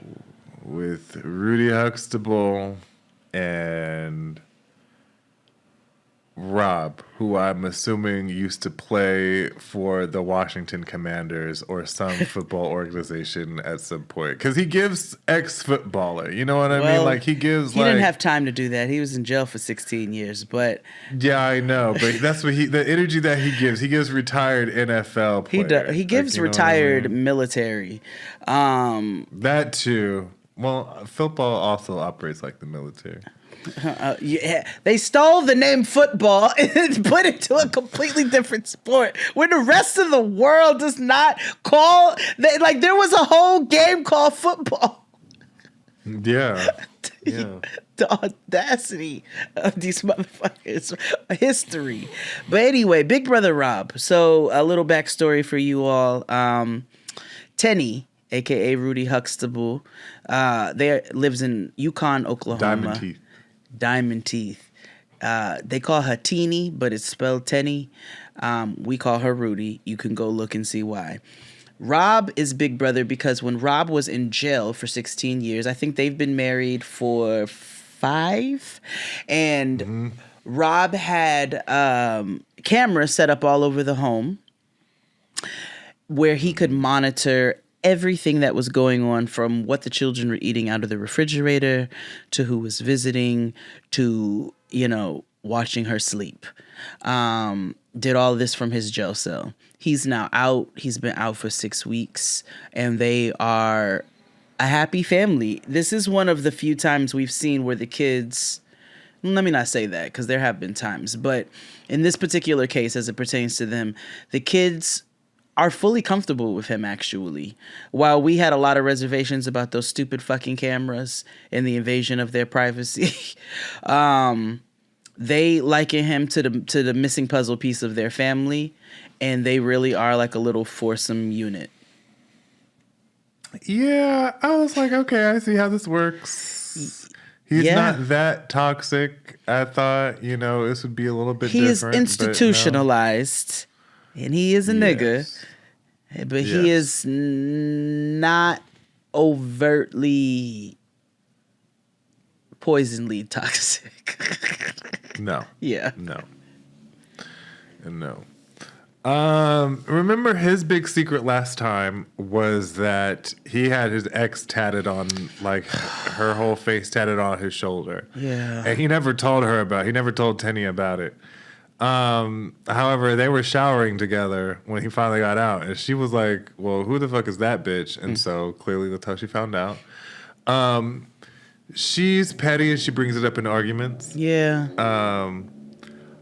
Hold on. Totally pause. We forgot to mention the argument with Sally and Mein Kampf. When she... Okay. Pause Tennie and Rob and go back to... back to Bianca and Daniel. So, I'm writing notes down. Okay, so Abe can put it in there. Yeah. So, they had breakfast the next day. Yes, I completely forgot about this. This is why I was like, age is so important. So, they had dinner. They had breakfast the next day after he made it for her, and they just talking about what they got to do today. And all of a sudden, she goes, "Can you get me a cup of coffee?" Mm-hmm. And they already sitting down eating. He was like, "Why brew it? You go the coffee's over there. Just go make a glass, girl." And she's like, "No, I want you to make it." And he was like, "I'm eating. Like I just cooked. Like, girl, it'll be quicker if you just do it." She has a full on temper tantrum. She is like her face drops. Mm-hmm. She gets super flippant and just like mean. And he's like. And she was like, well, I done everything for you. As much as I've had to spend money on this move and stuff. And he was like, don't do that. Yeah. Don't do that. She was like, well, why not? He was like, that's manipulation. And he was like, well, why did you do those things? Because you wanted to, not because I forced you to, right? And she was like, yeah, but still, I did all this. He was like, don't do that. He also said, he was like, listen, like, let us be clear. I owe you a lot. Like, I will never deny that. I will never deny what you have done to me. But what you won't do is manipulate these situations and throw that shit in my face because I'm not doing something that you want me to do in the moment. And that's where I had to remind myself, 23 and 31. Yeah, 23. Yeah. Yeah, she did not receive that because she's 23. Yep. And has an alcohol problem. Yep. But anywho, back to Rob and Rudy. So that brought that up because she keeps bringing it up in arguments. I'm like, that's super petty, you know, and she's still very irked by it all. So Rob explains to us that he has social anxiety now, like, and it got ramped up even during the pandemic because there's one thing when you're sitting in your cell and they have the door open, but he was like during COVID, sitting in your cell, then they have the door closed, and then they have it locked. Yeah. And he was like, that's something even an extra level of loneliness that prison already, allows, right? Right. So he brings all this up because he's kind of uncomfortable but kind of excited about having a welcome back party. He's been out for about 6 weeks now, and he's been to Florida and been on a plane for the first time. So he's living life, but he's still trying to acclimate himself. So, they get to the party at this venue, and I was very triggered by this. And he makes a statement about like when he was locked up, the only person that would come to see him would be Rudy Huxtable and her kids. Yeah. His mama stopped after a while, and we all know why, because Black Kathy is the spawn of Satan. She's a child. Yeah.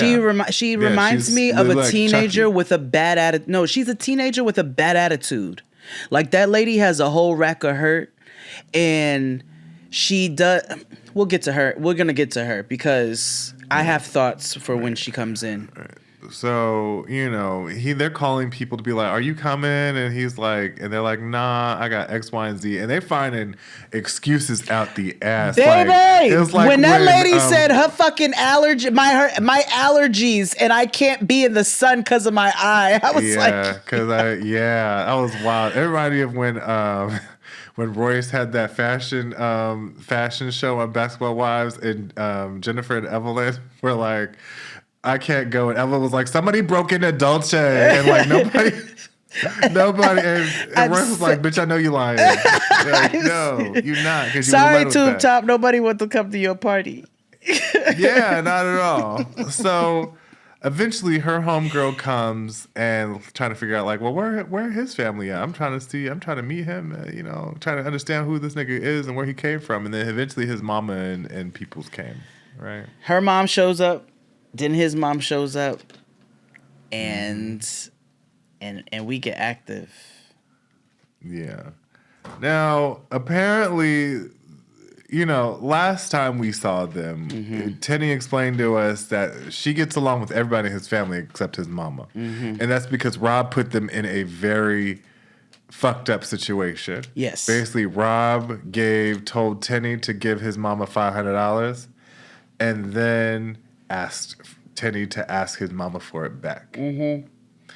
And Kathy was like, that's fucked up. Also, why are you accepting money from your son in prison? But that's neither here and there. So they've already had beef. They've had it out even at a little coffee shop in Oklahoma that we saw last year. Yeah. Or earlier this year. And at the current time of this particular, in this event, his mother was not speaking to him. He had made her mad in some way. And it was about money. It probably was. Well, we see also, additionally, his mother has all right, so listen. His mom shows up. His mom has a bad, nasty attitude. She has a nasty attitude with Rudy Huxtable. She has a nasty attitude in general, to the point where when she shows up, her first words out of her mouth are, "You didn't think I was going to show up, did you?" And I'm like, here you come, like out the gate.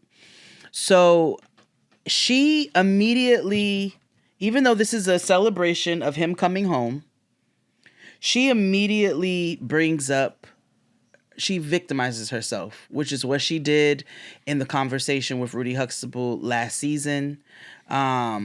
She said, I don't like the way you've been treating me. Now, one would think, well, has he been talking to her crazy? Or no, you ain't been showing up.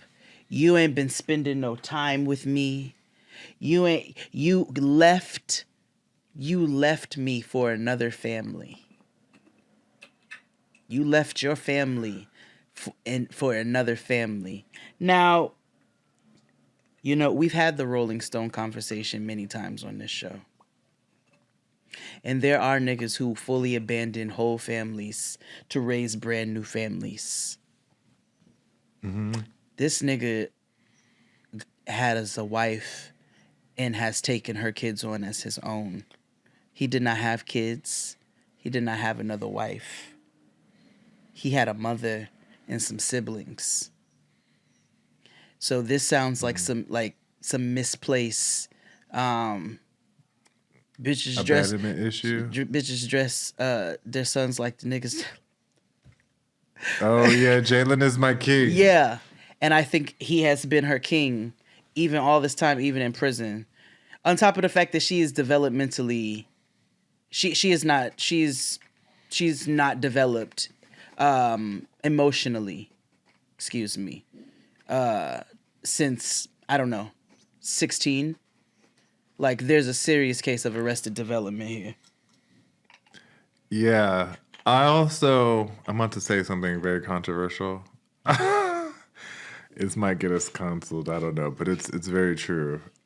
What I have noticed is that boy moms are very toxic to other women, or tend to be. I think some. Well, I think I'm a bit. There's some women who do that. You know what I mean? I feel like they are the same ilk of niggas who greet boyfriends with shotguns.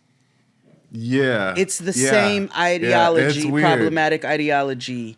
Yeah. And there are extremes within boy moms and extremes within girl dads. You know, and it's, yeah. I see where you, yes. I'll say that. There we yes. go. Thank you for bringing You're me welcome. down to earth. Yes, just like you took off that fucking hat. Yeah.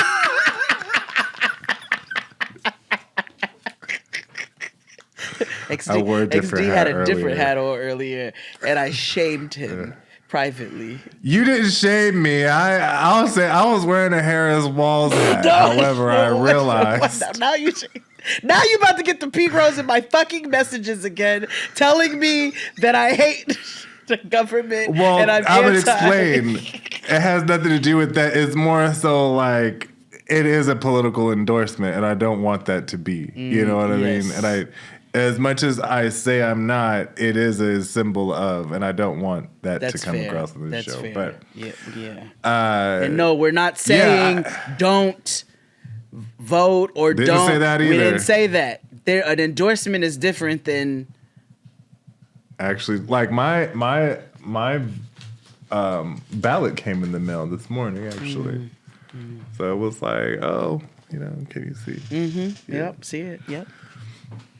Yeah. But yeah, vote. Yeah. Vote. I'm that's the only thing I'll tell y'all. Vote. Yeah, but if not for president, vote for the niggas that's on your blocks, okay? Your local aldermen, the aldermen, alderwomen, locally, voting matters locally. Clean up your streets, okay?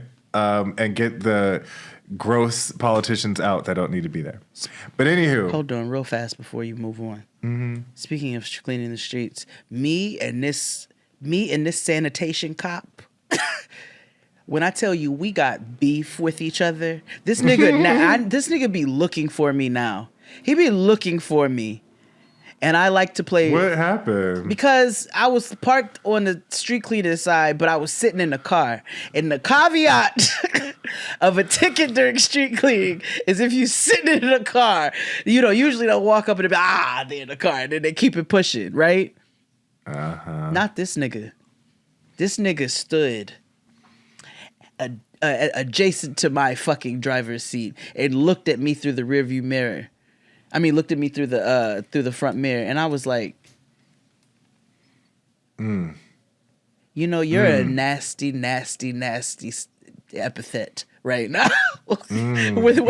So I drove off before he could get my full license plate, and so now he looks, and I rolled the window, and I was like, you couldn't get it, nigga, and then so now.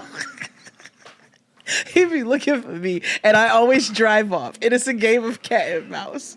And this nigga's really trying to give me a ticket, and I want him to get on the edge of glory. And So yes, I've been fucking with the sanitation cop for every time I come back from dropping Noah off. That's my morning activity before I work out. Oh my gosh. Anyway, back to this. So like his mama came and basically was just being herself, and all of a sudden Tennie got fed up and was like, bitch, what is your problem with me? Yeah, and real, because she comes with a nasty. Now we have to note before we we talk about this, that the children put forth an earnest effort to make him a cake. They even decorated it, and it was a welcome home and his DOC number. And I said, those kids are motherfucking amazing. But back to his mother comes with her nasty fucking attitude, and Rudy Huxtable snaps like literally anybody would when somebody just repeatedly has an attitude with them for literally no fucking reason. Like, we just made peace. You begged me to sit down after I was getting ready to leave last time, and we supposedly hashed and talked this shit out. And then you came in here on motherfucking 10 now. And I'm supposed to just sit here with you, be like, okay, bye, go do whatever you got. Like, who the fuck are you fucking talking? I don't give a fuck who you are at this point. Right. And Tennie gets active first. Mm-hmm. She does. And mushes his mother, because I rewound it 4 fucking times to see who put hands first. Mm-hmm. I feel like if you got a tooth in your mouth, like you gonna be the aggressor first. Like, I got a girls. What I mean? Hey, truth remains. I've seen you throw quarters at a taxi cab. Old batteries. We're not wasting money. Either way. Wait till I'll tell the story. Wait till I tell you on the I'm ABC gonna tell the story show. about how Jade's rage. So one day, this is Jade so long and I ago. were It's so driving. long ago. So do not message me. I don't want no unsolicited advice about how crazy niggas are. Like, this is a long time ago. Jade is driving. We on 14th Street, and to be fair, this cab driver was wilding with a capital D. Because I don't fucking start fights. Yeah. Except for with the sanitation. He cut Jade off. Like, we literally could have gotten an accident. Real bad. It was really bad. And then so Jade's cursing him out or whatever, and he's like, fuck you. And I was like, oh shit, here we go. So then Jade begins to chase him down Broadway and then throw batteries at him. Because who are you talking and to? everything out of her little change thing. Like, who are you? Like, it's like the bitch from New Hampshire, the other. Like, you are literally blocking the whole street trying to parallel park a smart car. Mm-hmm. Bitch, like, you don't need to be driving. So my window's down. I'm like, what the fuck are you doing? Her window's down. What the fuck are you doing? I was like, about to get out the car and whoop a bitch from New Hampshire. Who the fuck are you talking to? Like, who are you talking to? Get your shit together, bitch. You can't drive a toy car. Oh my God. Have you ever seen Beef? I just started watching it. Oh. Yeah. I was like, well, who? You know, I love an Ali Wong in the fine Asian, that Steven, whatever his name is. But yeah. Oh, he is handsome. Mm-hmm. I forget his name. He be in other stuff, but yes. You know that's not his real name. His parents just gave him that when he came to America. And he says it too. Listen, anybody who is not American born, American ready, I assume that they have changed their name to assimilate into American culture. Yeah, it was a story behind it though. It wasn't just that. You know, we know many Tammys, but like there was a story behind his Steven. Anyway, Rudy Huxtable mushes his mother because she's had a fucking enough. And honestly, like, that was one of them few situations where I might have thrown hands first, too. Truth be told, because I've had enough of his mother. And they get real, like, they're actually fighting. They're actually fighting. Yeah. We get a lot of shit talking on this show. We rarely get, niggas getting active. And for it to be her and his mom, this is going to be...